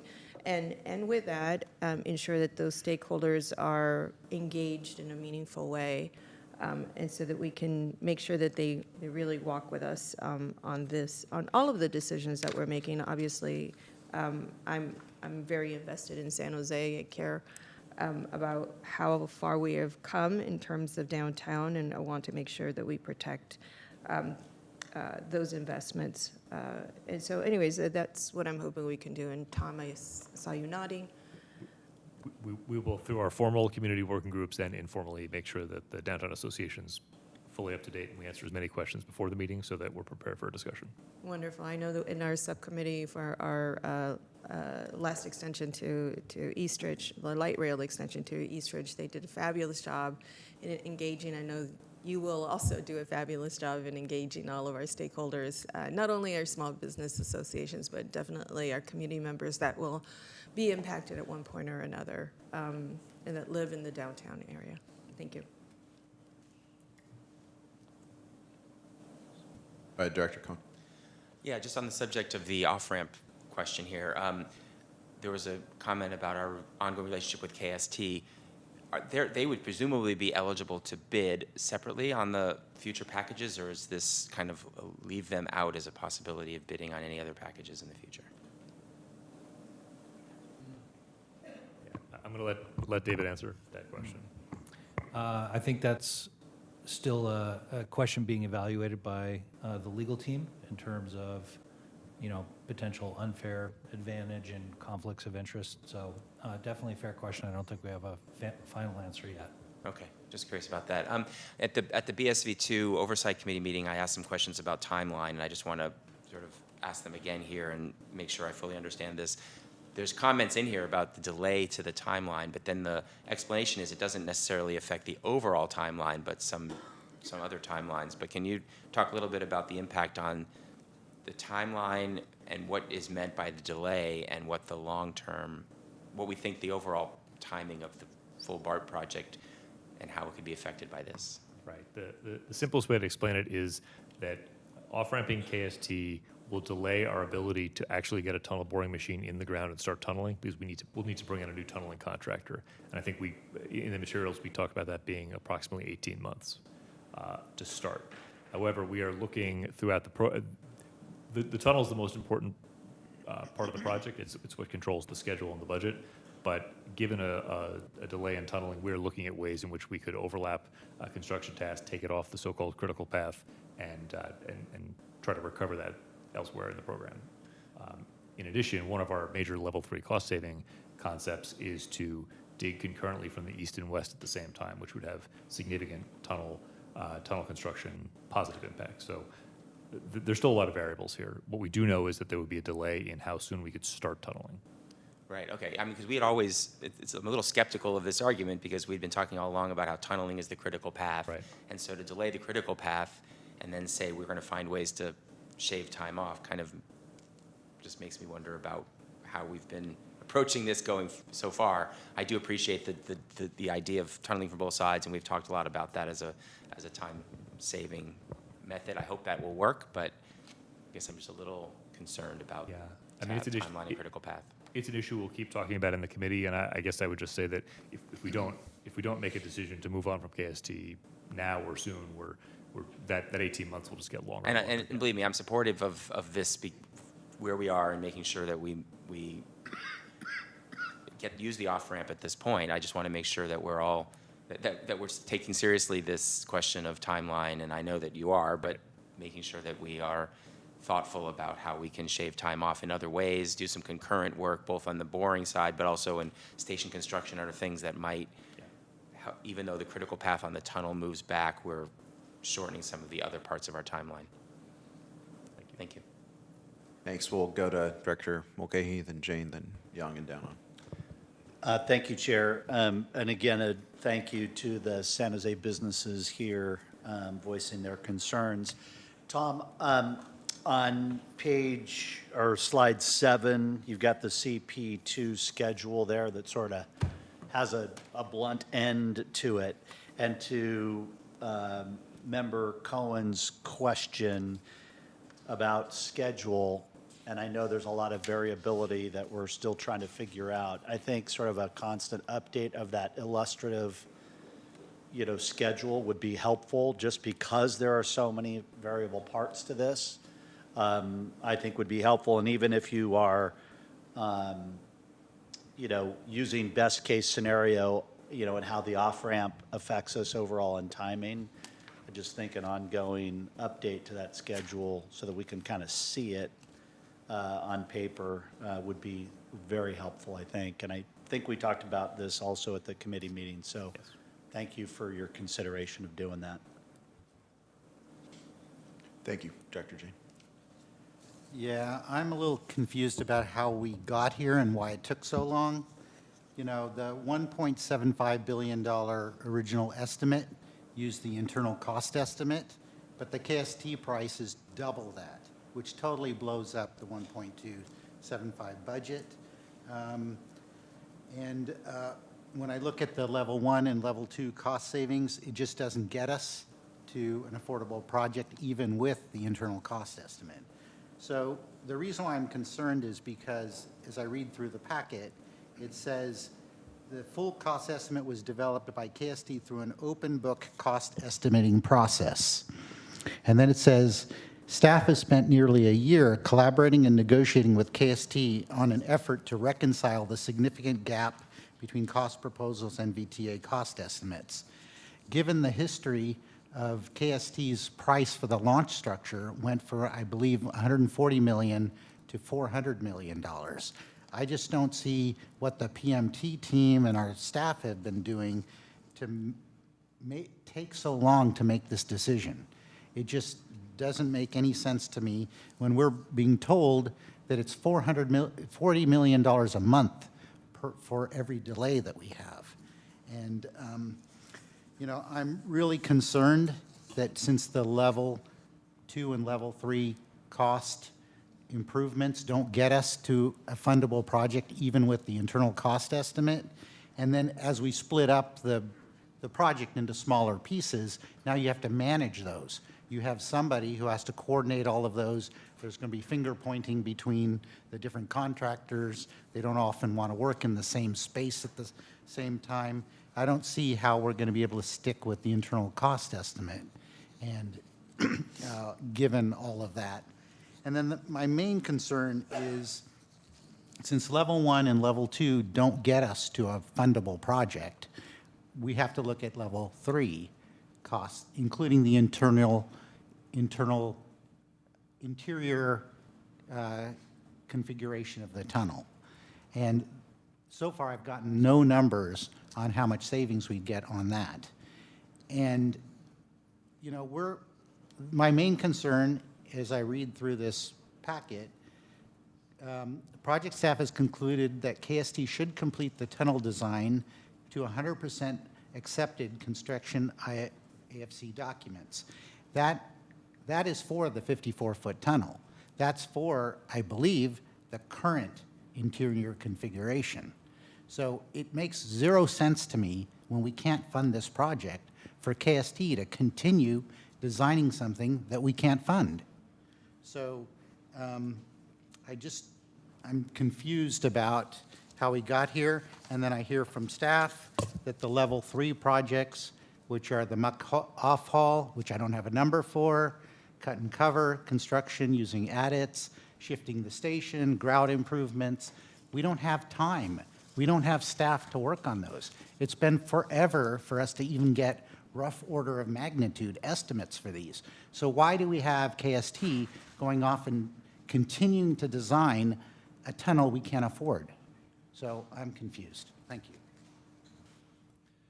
I'm going to respond to a couple of those comments. First of all, the level 3 rough order of magnitude costs are coming to the July committee meeting, so I think that's where many of the items that you're listing, Director Jane, will be, we'll have dollar figures for them. We'll have a discussion about the pros and cons of them.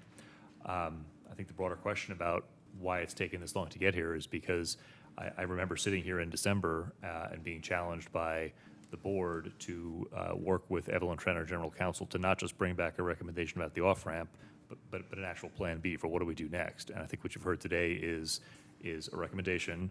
I think the packets, including the documents that were shared confidentially, including some of our negotiating positions, indicate how we got here, but the work we saw in terms of a plan for the off-ramp, talking to industry and figuring out just what's actually out there, is there a path to another contractor, and how we might package it. I felt that was a prerequisite before asking for this recommendation. And then you had a specific question about taking the 53-foot design to 100%. Here's how we see this issue. There are we're going to have to wrestle with level 3 and potentially level 4 cost saving candidates this summer. There will be multiple candidates, some of which will include building some or all the tunnel at 53 feet, and some of which will include moving to a different configuration.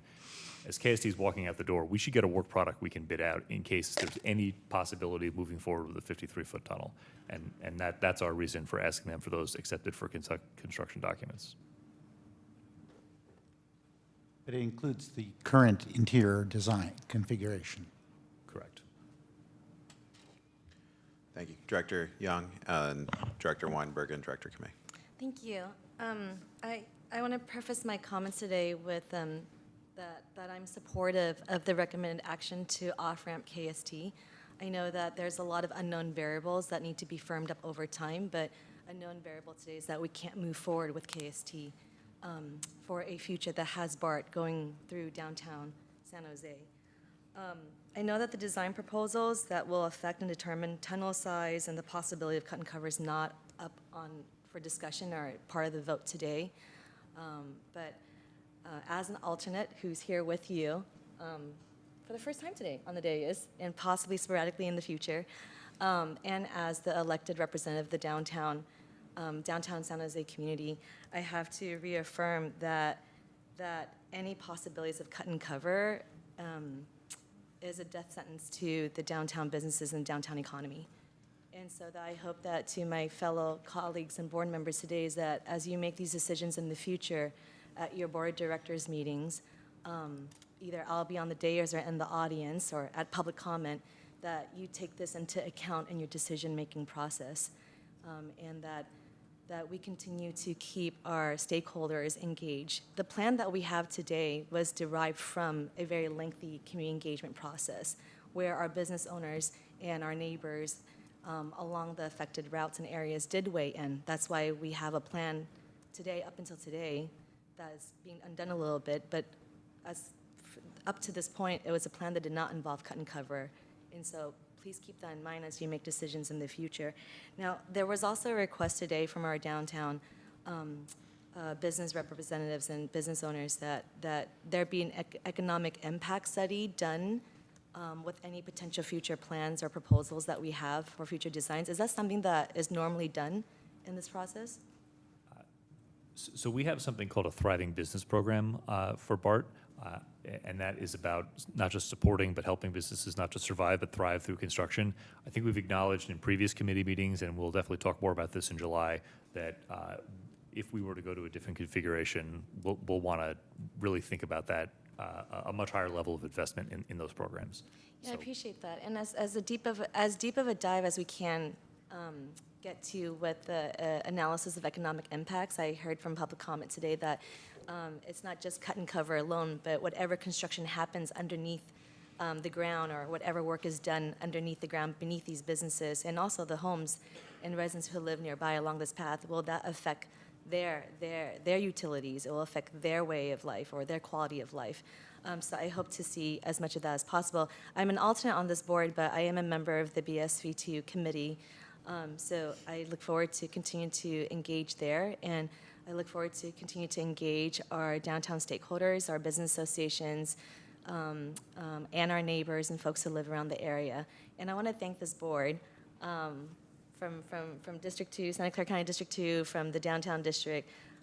You are pouring over very thoughtfully with great intention decisions that will impact downtown first, but will benefit regionally the whole community. So I thank you in advance and continue to thank you for your concern and your continued care for these decisions. And downtown has taken many, many hits over the decades. I was in elementary school when light rail was installed. I ride light rail with my daughter to get to the Tech Museum. I appreciate light rail, but I also know that so many businesses were lost in downtown during the installation of light rail, and let's not repeat that history again. Thank you. Thank you. Director Weinberg, Director Kamei.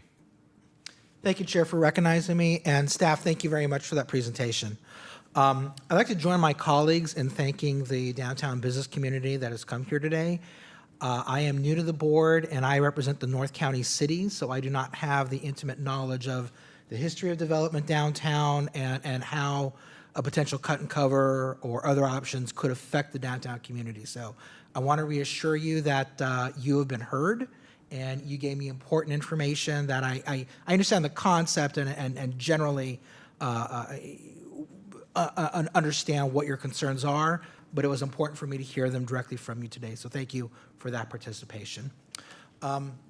For staff, I had 3 questions, one of which had to do with scheduling, and I think my colleagues have already asked those questions, but I'll ask the easy question first, and that is, if we off-ramp KST, is there any potential legal liability to the VTA?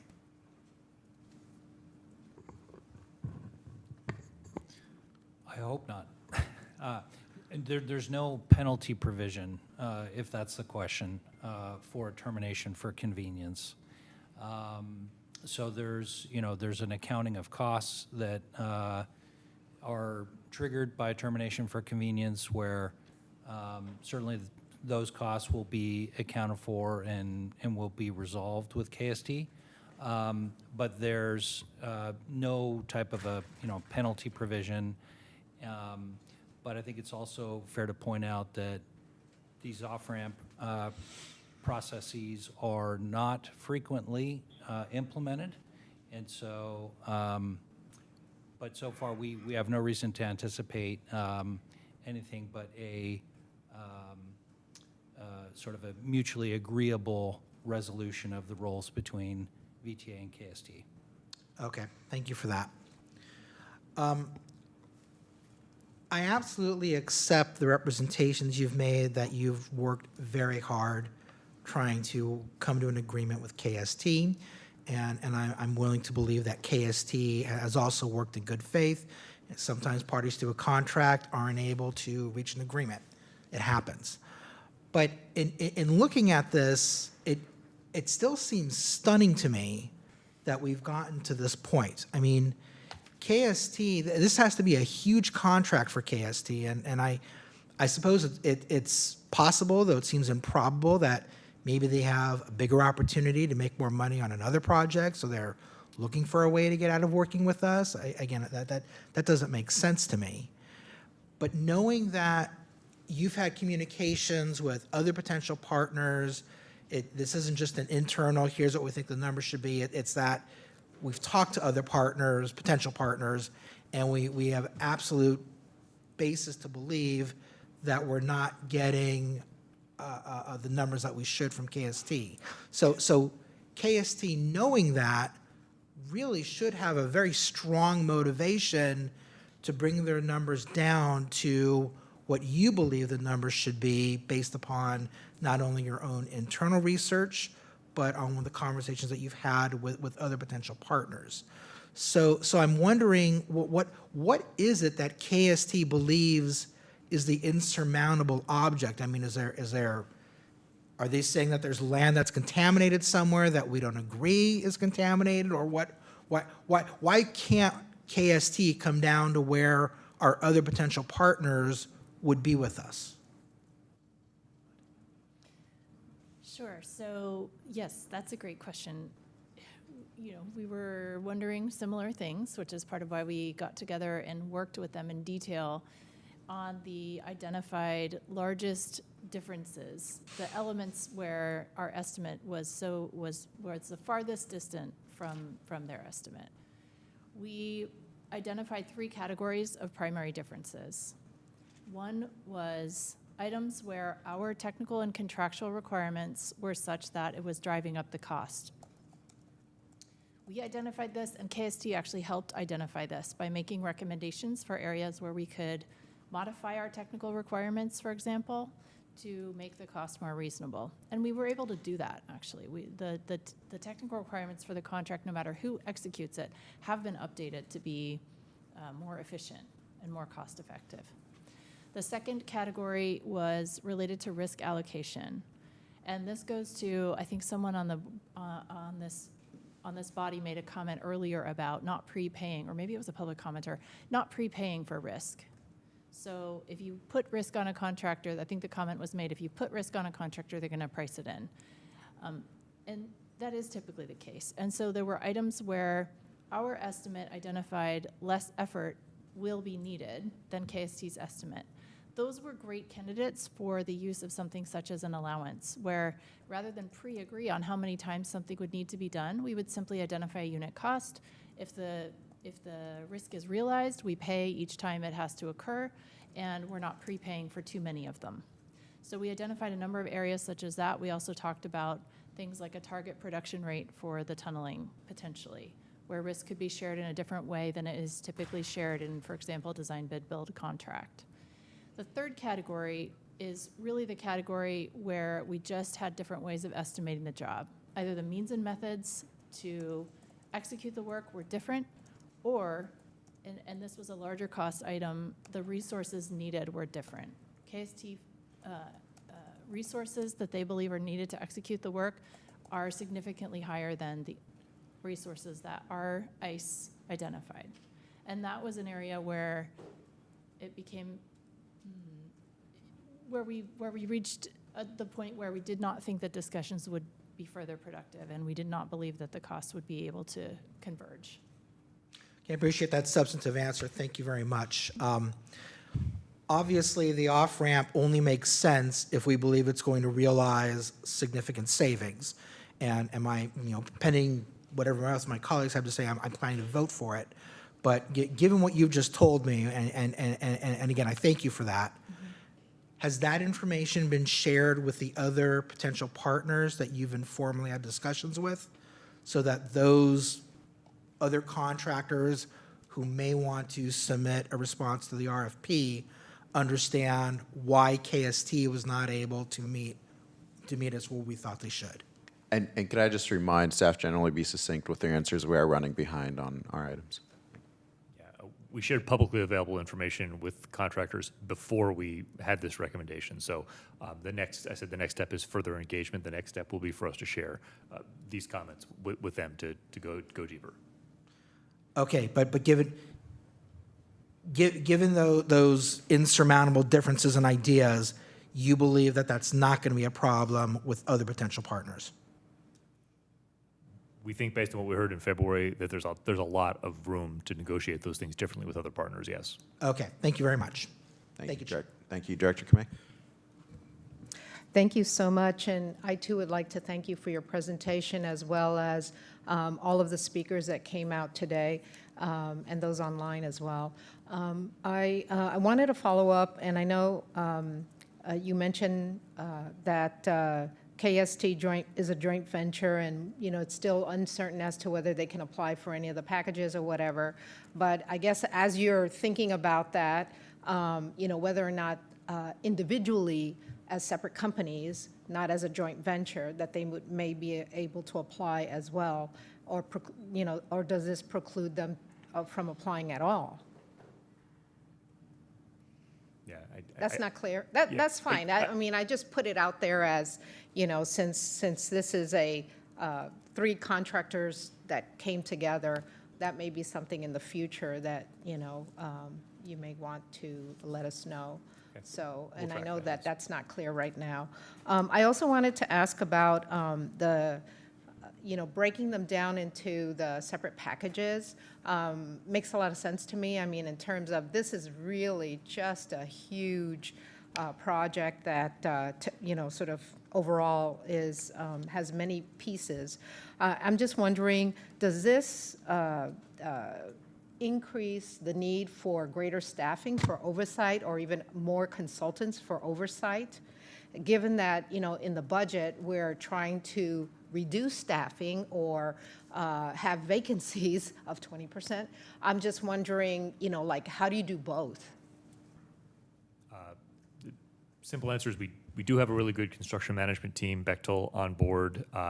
Part of their job is to manage what is sometimes called the interface between the contractors, and we'll make sure, once we have a final packaging plan, we'll make sure that it's properly staffed. Okay, thank you so much. I think that having the detail on costs in July would be very beneficial, so I'm delighted that that's going to be brought forward. And with that, I'd like to move the staff recommendation on this item. Thank you. That was a second from Cohen, I believe. Thank you. All those in favor say aye. Aye. Any opposed? Thank you all for that robust discussion, staff for your work, and all of our public commenters on this key item. Thank you all. Now take us to 7.3, which is SB 63. We'll hear from Beverly Green, Chief Government Affairs Officer, and her staff. And while they're coming up, I'll just make a couple of introductory comments. Again, with this is the discussion of the regional transit measure. And as board leadership, definitely heard loud and clear the feedback that this is a big, weighty item, and we're allowing the appropriate time to digest it and have an appropriate process. And so there will be multiple touch points. We'll hear about what some of those upcoming touch points will be, but just rest assured that everyone's full input on this is valued and important, and will be taken into account for any next steps by this board. So with that, let's turn over to Beverly Green.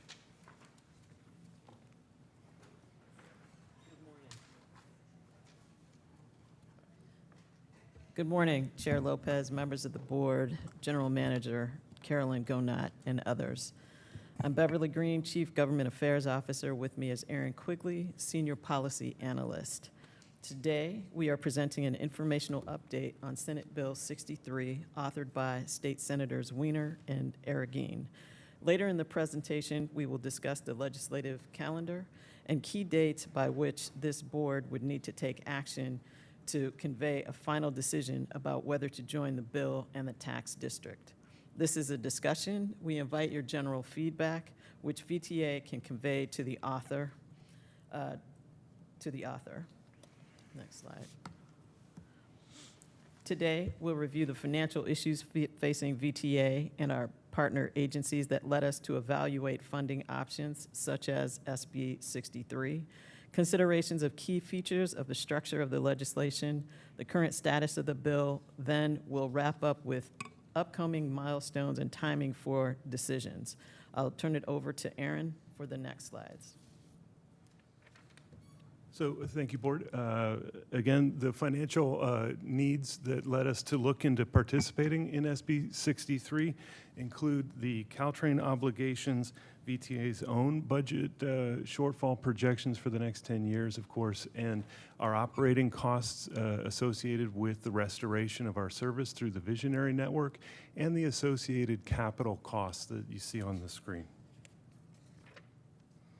And I should say, yeah, over the coming decade and a half, we've got a number of light rail vehicle procurements as well as transit signal priority needs that were outlined there.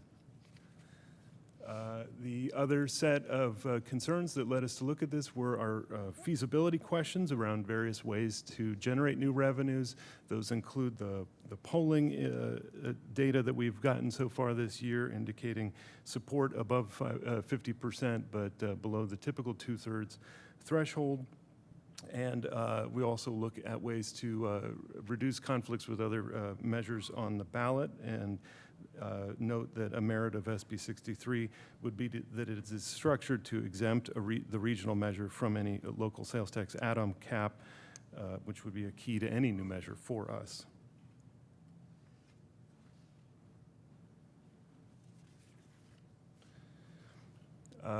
Returning to some of the key considerations and features of the bill that we've been discussing, first and foremost would be the return to source question, whether to request the funds to be allocated to the county transportation agencies like VTA for distribution, or allocate the funds directly to Caltrain and other regional programs before the remainder come back to the counties of origin. Some of the other key features that we're still soliciting input on would include the tax rate and duration of a measure in our county or in the region. As we've looked at the rate, anything smaller than a 1/4 cent really won't cover all of the total needs we've outlined in our county. We're also, of course, open to feedback on who governs the regional funds. Continuing on that, transit transformation. As a reminder, MTC-led regional connectivity improvements and coordination improvement projects are referred to as transit transformation projects. The regional discussion has changed recently to recognize that a smaller percentage of the revenues generated by a regional tax should be dedicated to these types of programs. I'd also want to acknowledge that our commissioners voted Wednesday to accept an MTC proposal based on a lower percentage than the up to 10% that you're seeing on in our discussions. They voted on something that would equate to more like 5%, or capped actually at 45 million. And would want to acknowledge our Vice Chair, Mayor Mahan, who amended the motion to request that a final plan come back to the commission once the decision about the various counties opting in has been made. In addition to kind of capping that at 45 million, I just point out that the broad categories got collapsed a little bit, and so you've got 25 million of that going to fare products and transfers, free transfers, and about 10 million of that going to accessibility improvements, and another category of wayfinding and transit priority projects, also at 10 million. When you're talking about those, I would also just acknowledge a key feature for us is that none of those regional programs are going to be used equally in each county. So you're going to have to look at program utilization not necessarily being equally coming back to our county as we pay in. Caltrain contributions are still an ongoing discussion amongst the 3 partner counties, and our capital expenses related to the service restoration that I mentioned earlier. So the decision on whether or not to pursue inclusion in this bill and the tax district is yours as the VTA board. But if the board chooses to join, what you see on the screen are some broad potential directions to staff for your consideration. We're happy to take input on the proposed ideas, which could then be transmitted again to the authors by our chair or staff as you direct. These try to touch on all those key features we just talked about: how to define return to source, potential tax rate and duration proposal, direction on the governing entity for regional funds, how much funding to dedicate to transit transformation projects in Caltrain, and at limiting, making sure there's no limits on, or additional conditions on funding coming back to us. And as of June 3rd, the bill is now in the Assembly. It's set for a hearing in the Assembly Transportation Committee on July 7th. We expect it to go to the Committee on Revenues and Taxation to hear the bill on July 14th. And to continue to proceed during this legislative session, the bill must make it out of these policy committees before the summer recess begins on July 18th. We continue to welcome feedback, and there are a number of opportunities to provide it in the short term. August 11th is the last day for counties to opt in. Staff is interested in your thoughts, and during today's presentation, we will, in addition, we will analyze in detail the options and share your general input with the authors in a letter. We'll bring this analysis of the bill to the board to the August 1st workshop to take a formal position on whether or not to join the legislation on August 7th at the board meeting, which is, again, prior to that August 11th opt-in date. We are here to listen and receive your comments and questions on this informational update. Thank you.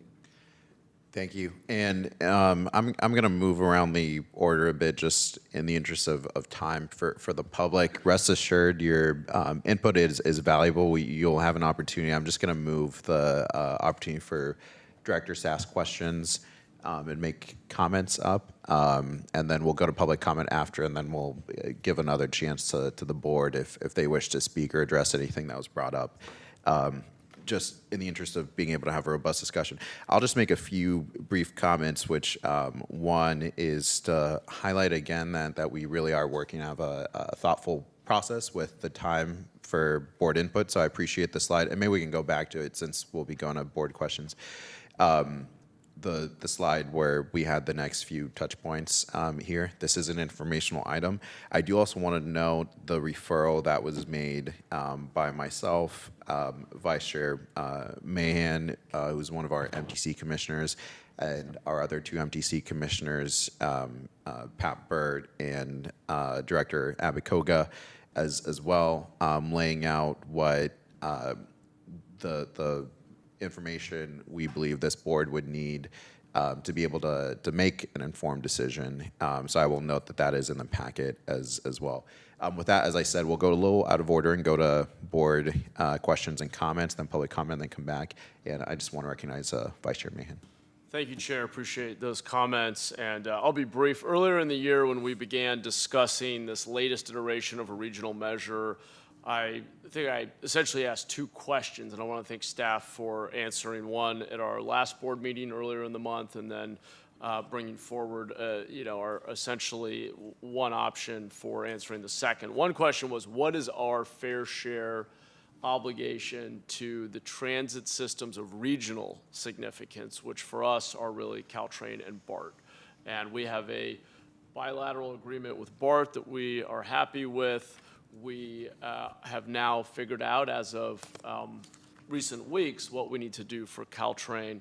The second question was, how are we going to pay for it? And I think that this regional measure offers us a potentially viable path for doing that in a way that actually allows us to enhance local services, not fund Caltrain at the expense of our local transit service. But there are a couple of outstanding details that we have to work out, and I think that's reflected in the letter that the chair referenced. To me, the single most important one is that once we have met our obligation to Caltrain, one of the two big systems of regional significance that traverses many counties, and we have done our fair share on regional transit transformation, which, as you heard, would be somewhere in that 3 to 5% range, we think, or what we're suggesting is no more than $10 million a year from Santa Clara County. It's really important to me, I hope the board, and I'm sure our community, that we retain control of the dollars that are generated by our taxpayers. We have already been through a fiscal cliff in our county. We have cut services many times. We have lower service levels than other communities, and we have gone to our voters multiple times to tax themselves to fund local transit. So if we join and we go back, yes, we have an obligation to Caltrain. Yes, we have an obligation to a small regional pot to transform the entire region's system with similar signage and wayfinding and signal prioritization. But beyond that, the rest of the dollars need to return to source. We cannot ask Santa Clara County taxpayers to increase their taxes yet again for transit to fund local transit service in other counties. It will not be viable, it won't be fair, and it will violate trust with the community. So that to me is the real red line here. I think we've communicated that clearly to the state legislature.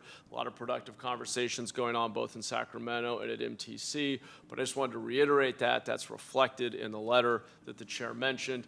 I fully support us exploring this. I would love to be part of a regional measure that meets our needs and helps us get the resources we need to maintain local transit and do our part for the regional system, including Caltrain, which we need to sustain with those beautiful new trains and higher service levels that are working. We're starting to rebuild ridership. So I want to just lay a little bit of context for everybody, and I'll wait on a motion, but thank you, Chair.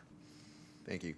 And I don't think we'll have a motion for this item as it's informational, but we do have the referral, and we're taking inputs. Everyone is welcome to give input. Thank you. I'm going to try to go in the order of the lights as they came on. Director Kamei, and then Director Turner, and then I see Director Sell over there. Thank you. And I would just say ditto to what Mayor Mahan just said in terms of how to look, in terms of as we look at SB 63. I also, as I was reading the information, was thinking, if this doesn't quite work out the way we'd like, we also have to think about at what point in time are we thinking about doing something ourselves, right? Because I think that always takes more time than you want it to. And I know it's not tomorrow, but we certainly need to prepare for anything in the future. So I guess I just want to let you know that that's on my mind. Should this SB 63 not turn out to be what we'd like to see, we certainly need to think about what we want to do in Santa Clara County. Thank you. Thank you. Director Turner. Thank you, Chair. A couple things I wanted to comment on. The things that I liked about what was in the report here was limiting the funding to participating counties. I think that's important. Also, the return to source is very important, again, along with what Director Mahan said. And then also, I think it's important to note, too, we are certainly in this category as the city of Morgan Hill. We're looking at a potential shortfall in future years and are beginning to have conversations about what do, revenue, how do we generate additional revenue for our city. I think other cities are probably beginning to have those conversations as well. And so there's going to be a lot of competing measures that go into the mix, and how do voters begin to pick and choose, and what does that look like? So I just want to bring that forward. It's something that our city is considering, and we're going to be dealing with that in the future as well. So thank you. Thank you, Chair. Thanks much. And we'll go to Director Sell, and then I see Director Arenas over here. Yeah, I agree with my colleagues have said. So I am focused on return to source because it is our fiducial responsibility to oversee our constituents' funds and have it go towards the needs of our county. So in terms of return to source, right here on potential VTA positions, you mentioned retain VTA board oversight of expenditures and decision-making on programming. Does that also consider like the funds not allocated for Caltrans, not allocated for transit transformation? Is there any way beyond oversight, or is the oversight the main thing? Or any way that, any other assurances that the funds will stay in Santa Clara? The unallocated funds. This is part of what we would continue to be negotiating with the authors as we move toward a final piece of legislation. The board has made this part very clear. Okay. Thank you. And for- if I could add to that, Okay. just one thing, Member Sal, the final form of the bill, whether you join the district or not, will help us inform that as well. We'll take your broad comment back, but if there's a new district, it'll need a new board, and we would need to push for your engagement in that. Okay, and we would have fair representation on that board. I hear you. That's what we push for. Okay, thank you so much. Thank you, Director Reines. Thank you. So I wanted to know, I appreciate the referral that was submitted by a number of the members of the board.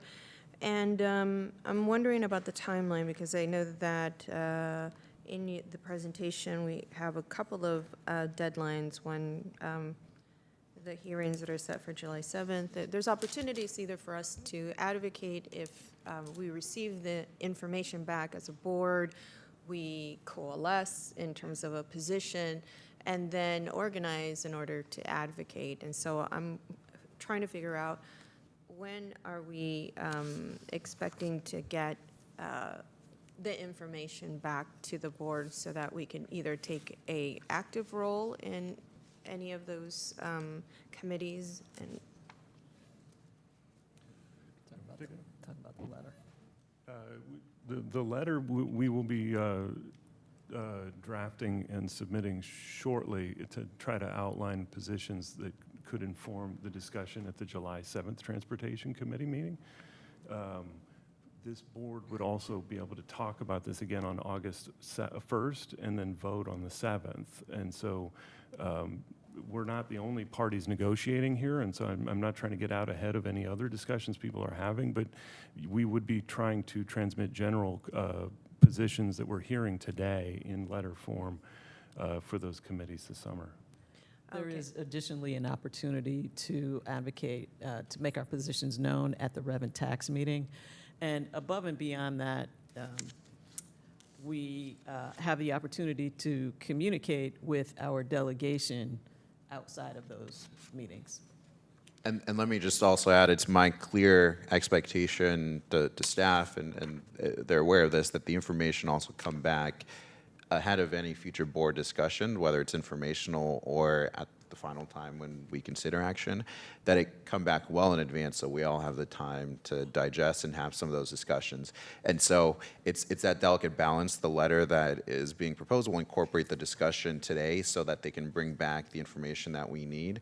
And my goal would be to have the discussions at the earliest opportunity. We have 2 August meetings with the balance that things are going to be fluid, and it will also be advantageous to be able to see how they progress later on in the process. So that's the balance we're trying to handle. okay, so at this point, then, you are going to take what we are saying on the dais as a collective message, although we haven't, this is not, that wasn't clear to me, that you would then produce a letter that then would reflect our position ahead of a memorandum or a memo that was requested through a board referral.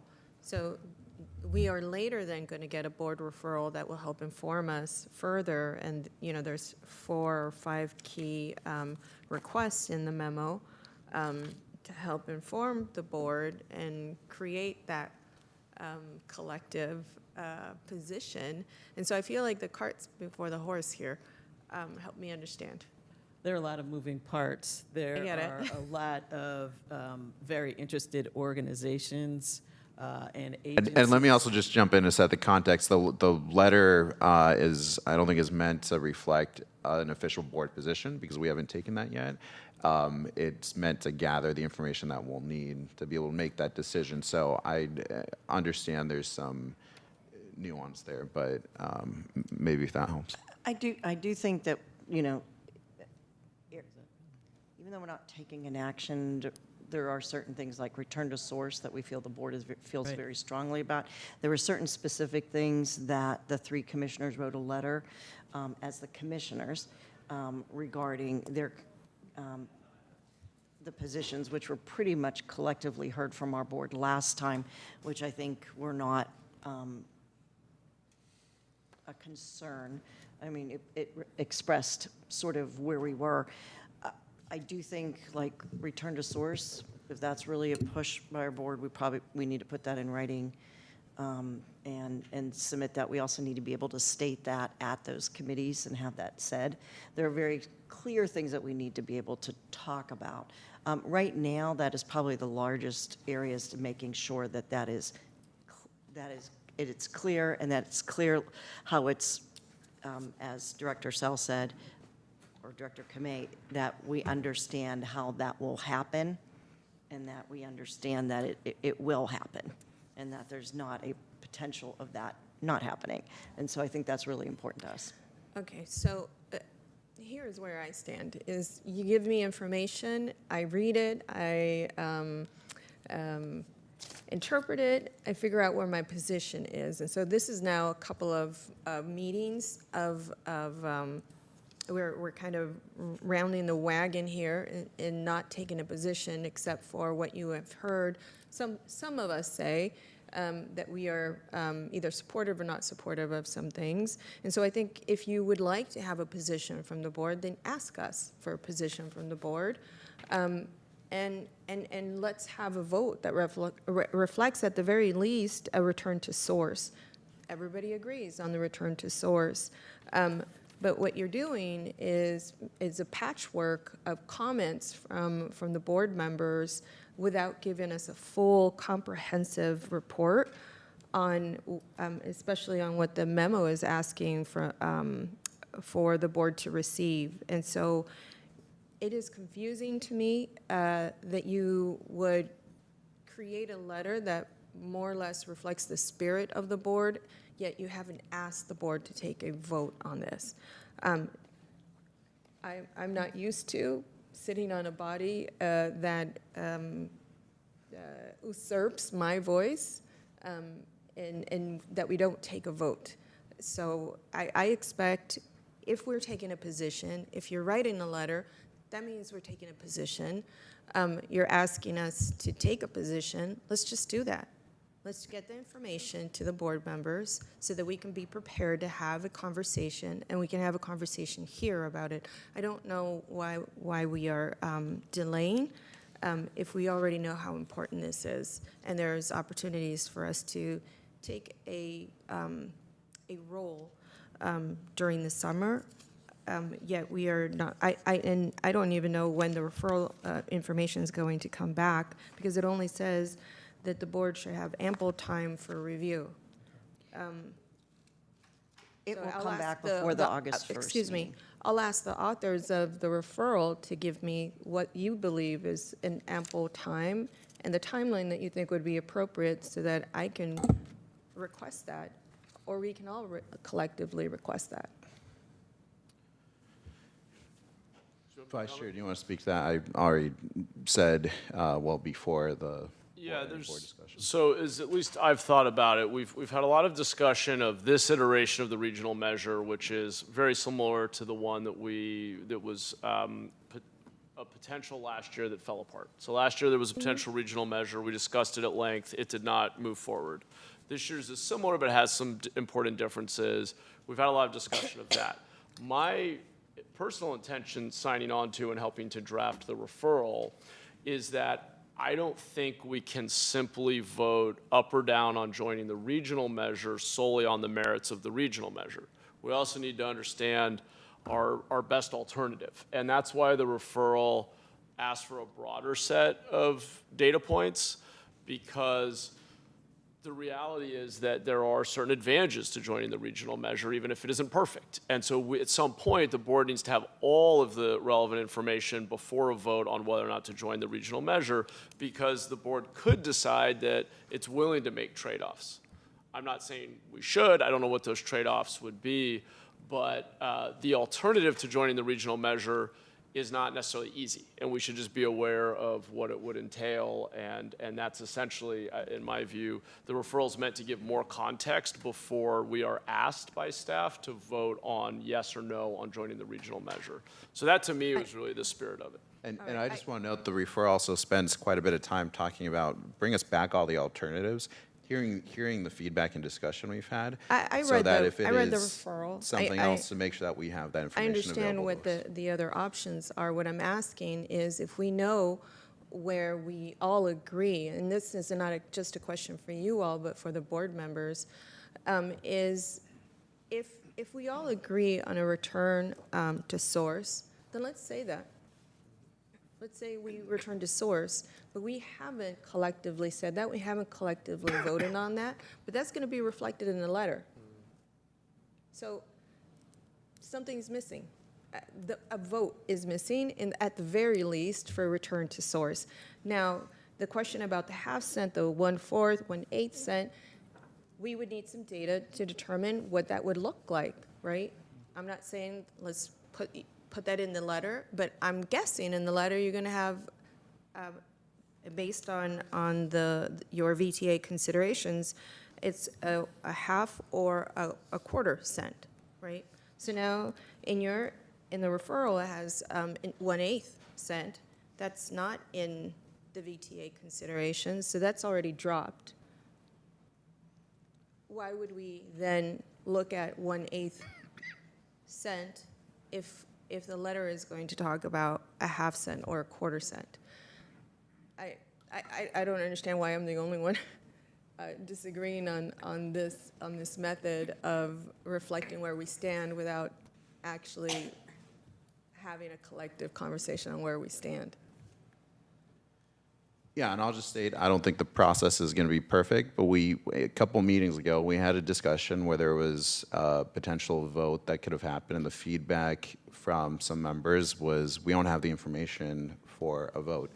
So in response to that, what we're doing is making sure we got the information. It's a fluid process because Santa Clara County is not in the measure, and so for us to be in the best negotiating position to have the presentation of the options, it's going to be some back and forth, and so it's trying to balance that transparency with the opportunity for everyone to give the input. But we are running up against time, and I do want to go, I think I saw Director Young, then Director Cohen, Director Weinberg, and Director Jane, and I believe we'll be losing some members soon, and we do have a hard stop at noon as well as a closed session item as well.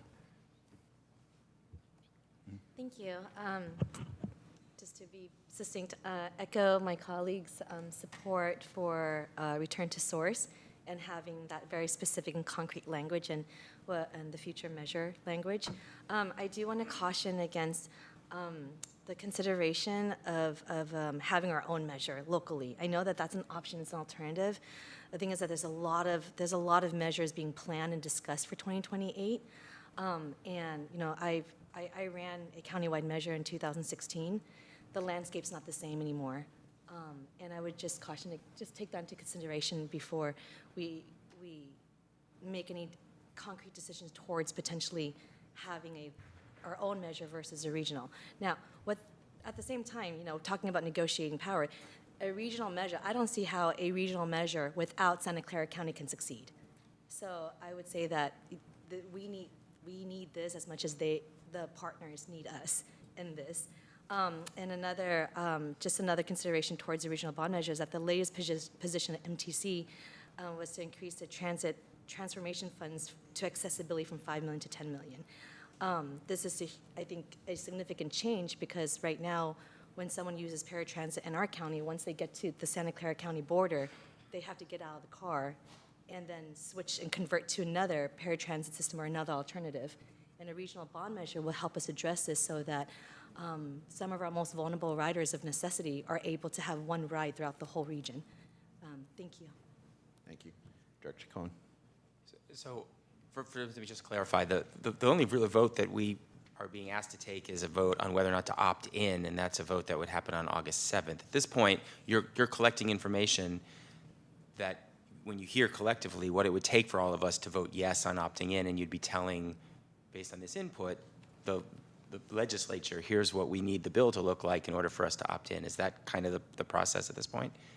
What we want to do is provide the information that you need to be able to make a choice about opting in or not prior to the August 11th date. So we have heard that return to source is very, very important in some other aspects. So we can continue to work with the authors of the bill to get the bill into a closer place. Right. And we don't yet know what the final bill is going to look like because it hasn't even gotten That's correct. through the legislature. What's their deadline to approve this bill? They're working on it. Yeah. The bill is structured to give us an August 11th deadline to take an action to opt in. The last day you could technically amend the bill on the floor would be September 5th. I mean, it's they're weird, not it's gonna do interesting to me major- that we're being told we have a deadline of August to opt into something that hasn't even passed through the legislature yet. I guess that's the first part about this that's strange. I just wanted to understand this timeline. Presumably, they have to pass the bill for that date to be valid. I mean, the bill can't still be, are they suggesting that there's a chance that the bill would still be in discussion and yet we would have to opt in before the bill is approved and signed? The technicality. I would just offer the August 11th deadline in the bill was put in there by the authors to try to give them a chance to then make all of the other relevant amendments to the bill during that little window in August before it would hit the floor. After the opt-in. Point taken. Okay, I mean, you'd have to this whole amend the thing is bill little. to have us in it after you've taken that action, that's right. There's some technicalities in the bill about who's making, for example, there would be a regional body that would make the determination of whether it goes on the ballot and what level it would be, quarter or half cent. The question of opting in to me seems should be based on whether or not we agree with the parameters of what will be on the ballot, but opting in before those parameters are set seems really problematic to me. I guess I'm still trying to understand how we can opt in. If, for example, if we say, well, quarter cents makes sense for our county, but not half, and then we opt in, and then it's set to be a half cents tax, that means we're in on something that we didn't necessarily support. I also wonder about how they'll look at regional polling to decide whether to put this on the ballot. There's a whole lot of questions I have about how this moves forward, and who pays for the measure to be on the ballot? Presumably, we all chip in as agencies, or it's not. Okay, that's what I don't know. You can go ahead and comment on that, but there's a lot of questions I still have about that part, but we have until August 11th to have those conversations, and all that will be important information as we make that decision. I'll just leave it at that. But I was curious about that timeline and how they're expecting us to opt in on a final decision before we even have the final bill through the legislature. And I'll just step in and say, I think that would be part of that final board action is it would have to be contingent upon Certain parameters what of we what- agree to. If that yeah. changes, then we're not opting in definitively. And I'll just say, we definitely had discussions with the bill authors about extending that as far as we could, because we all share that, and that is the limit that we're up against.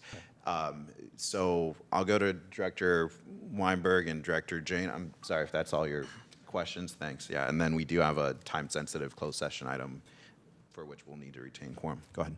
Thank you, Chair. I'll just say that I find myself generally in accord with Vice Chair Mahan's comments. I think that those are very compelling. I think it was the right approach. As staff is gathering more information for us to make our final decision, I'd like to know more about the transit transformation. It feels like a black box. Is that 3% or 10 million that's in front of us? Is that just from the money raised in Santa Clara County, or is that every county? And what the proponents of the transit transformation hold back, what do they envision that money is going to be used for? Again, right now, it just feels like a black box, so I'd like to know what the components are. And once we know what the components are, what's the justification for asking for a certain amount for each of those? It does feel like the transit transformation black box is not in accord with return to source. So that's one of the reasons it's very, that I'm very curious about it. Thank you. Thank you. Director Jane. Yeah, Santa Clara County residents have been extremely generous in taxing themselves to support transit. And, we're in much better shape than other jurisdictions. And it is kind of sad that other jurisdictions have not stepped up to tax themselves. But, VTA spent very heavily on BART Phase 1. And, I fully support the transit transformation. I'm a supporter of Seamless Bay Area to really coordinate schedules between agencies and try to make it more efficient and fares and all of that. But, if BART went to 1 hour headways, we've spent all this money on BART Phase 1. We're going to spend $12.7 billion on Phase 2. It would be a shame to let the other transit agencies die. I'm not so tied to 100% return to source. It should be as high as we can get. And, we need to support the transit transformation and maybe support BART a little bit better. But, that's the negotiation that we have to have. And I personally am not tied to 100% return to source. Thank you very much. Vice Chair. Chair, thank you. If I could just briefly hit a few points I think are really important. I'll try to be just as informational as possible. On transit transformation, it's a great question. It is important work. A lot of it has to do with wayfinding, transit signal prioritization, and then most of the dollars based on MTC's report yesterday, which I would encourage if staff could actually circulate to the entire board. MTC, which is leading that work, laid out a very comprehensive presentation. I'm sorry, I believe it was on Wednesday. I was in the meeting. A lot of it has to do with, from a customer or rider perspective, essentially a single fare and a single pass. And so there's a sort of a subsidization between agencies so that you can discount. I get on a VTA bus and then transfer to Caltrain, and it all starts with just my first swipe essentially, and then transfers have to happen between agencies on the back end to make everybody whole or as close to it as possible. So the idea is to create a seamless regional network. I won't go on any further because we should get the proper staff presentation, but there is a lot of thought and some recent work that's gone into it that should be shared with the board. Carolyn, very quickly, it can be yes or no, but for what is in the referral that was submitted by a few of us and that broader context, the information, are you confident that that staff can get the answers to those questions or that additional context to the board in a memo before we are asked to vote, with time to read it, not the night before we are asked to vote on yes or no on being in the regional measure? Yes, probably exactly like a week before the meeting. A week before. That's a great target. Wonderful. Final 2 points I'll make very quickly just for everyone's benefit. One of the things we talked about a lot last year that I think we should still be open to, maybe to Director Jane's point, is return to source is after our contribution to Caltrain, after our agreed upon contribution to the regional transit transformation work, and is over the lifetime of the measure, not necessarily every single year. We could, and this would be a decision of the board, decide that our partners in San Francisco face a bigger cliff now, and as long as we have an ironclad agreement that us front-loading some of our payments into the regional pod or to Caltrain will then be equally offset on the back end of the measure as we have more needs around BART service potentially ramping up or other needs, that they would then make us whole. There could be a way to structure it that would actually be beneficial to everyone, but still on that principle of fair share and return to source. So I just wanted to note, my comments were very black and white. I wanted to be clear, there are creative ways to be a good partner to the region while still having our tax dollars return to source. And then finally, let me just say this. There's with all this complexity, well, why don't we just go it alone? And I just want everyone to be clear.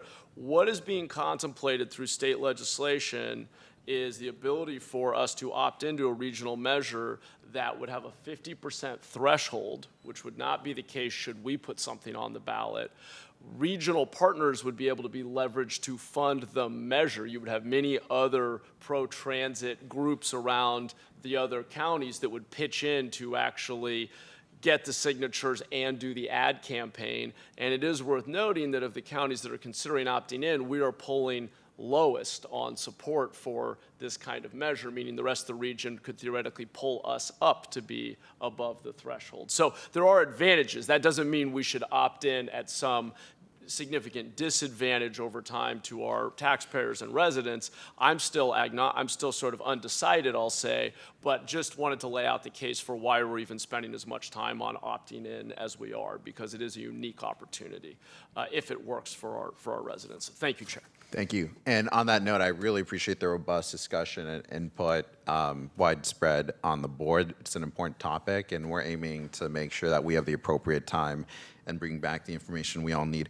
I do just want to note one quick point that we should bring back as part of that information, which is to spend some more time with the options around what the special district for this looks like. I feel like that's one that I see as a technicality, and there could be many different options that are workable on that. So just something for us to think about. With that, we do still need to go to public comment.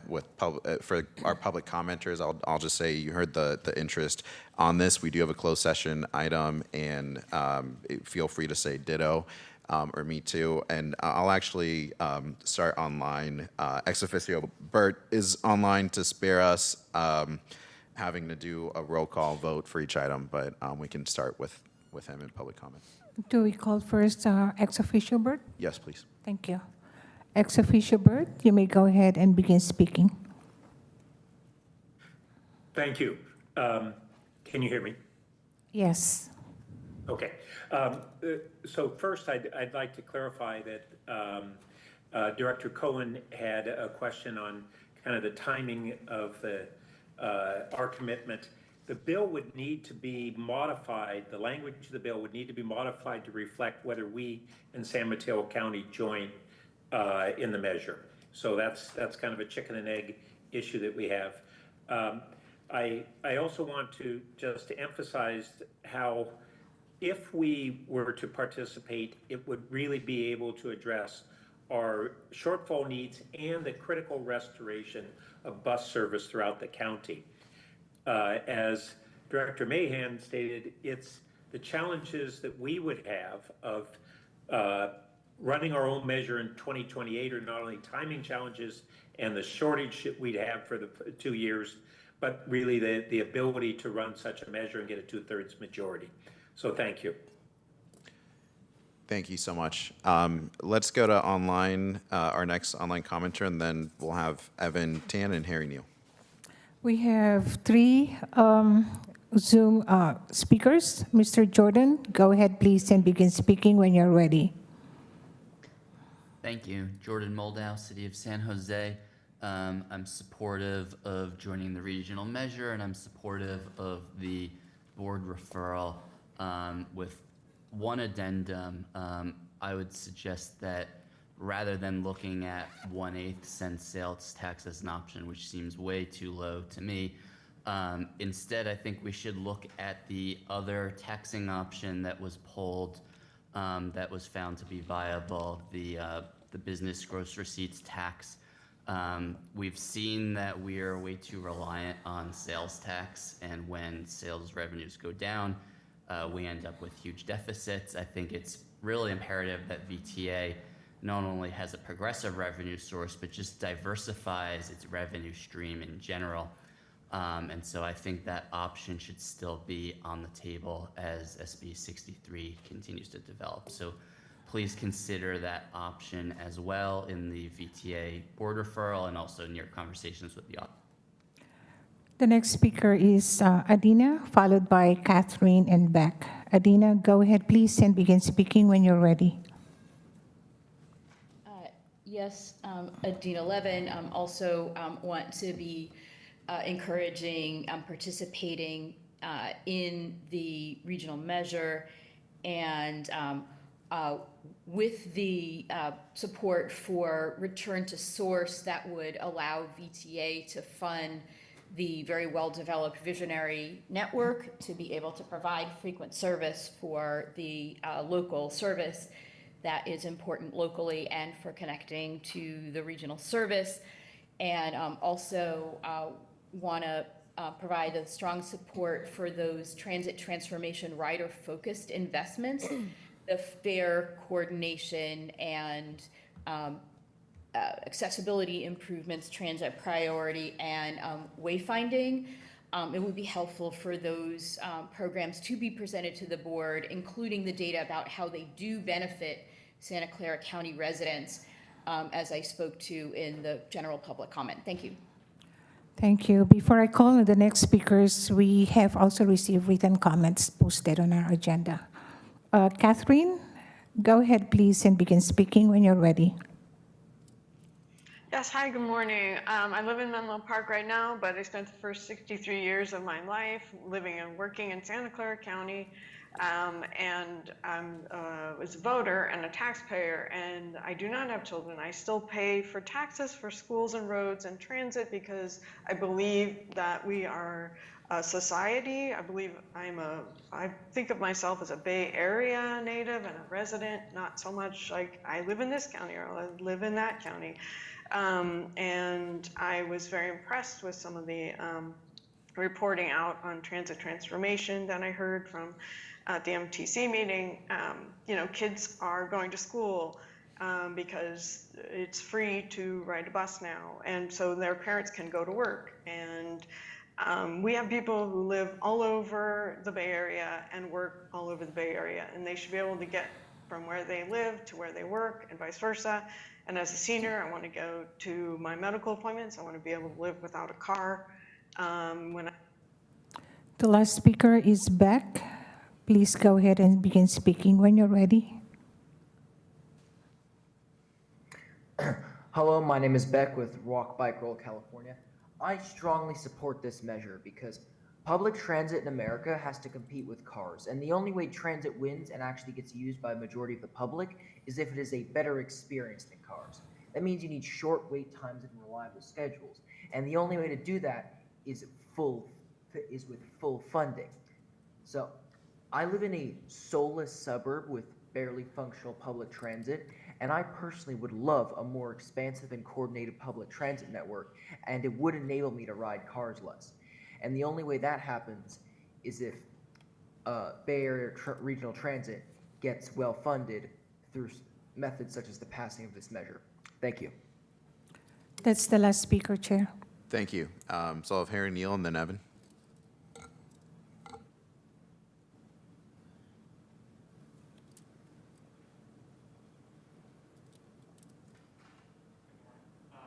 First of all, thank you for your presentation, as usual. This is such a critical opportunity for our transit. Region-wide and especially locally, this is an opportunity we cannot pass up.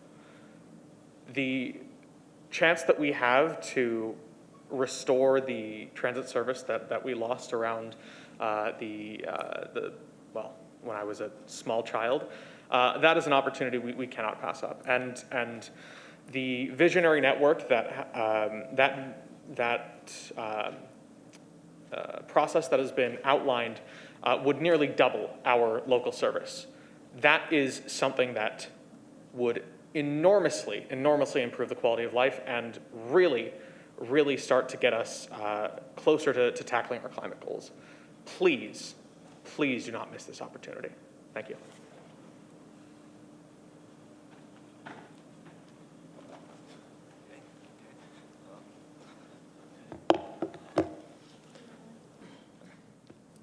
Hi, my name is Evan. I'm a high school student at Bases in Penn in West San Jose, California.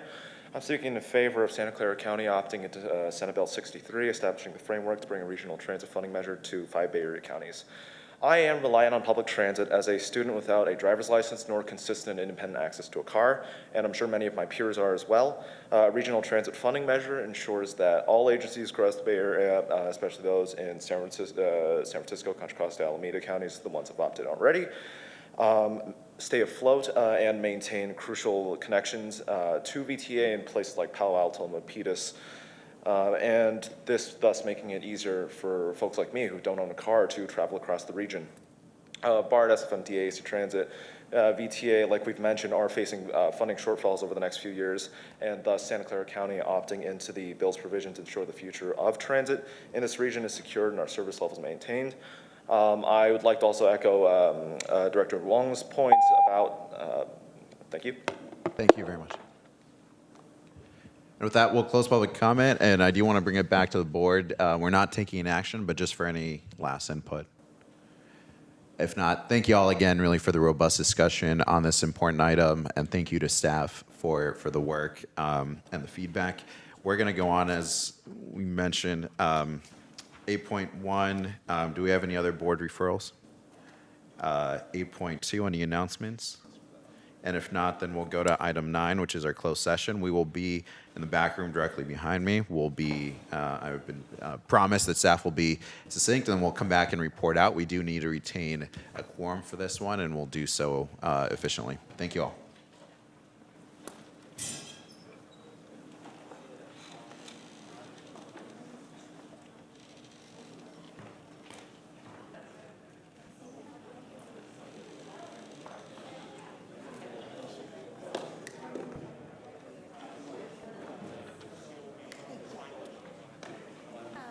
Supervisor, the chair said he might be out by 12:10. Thank you.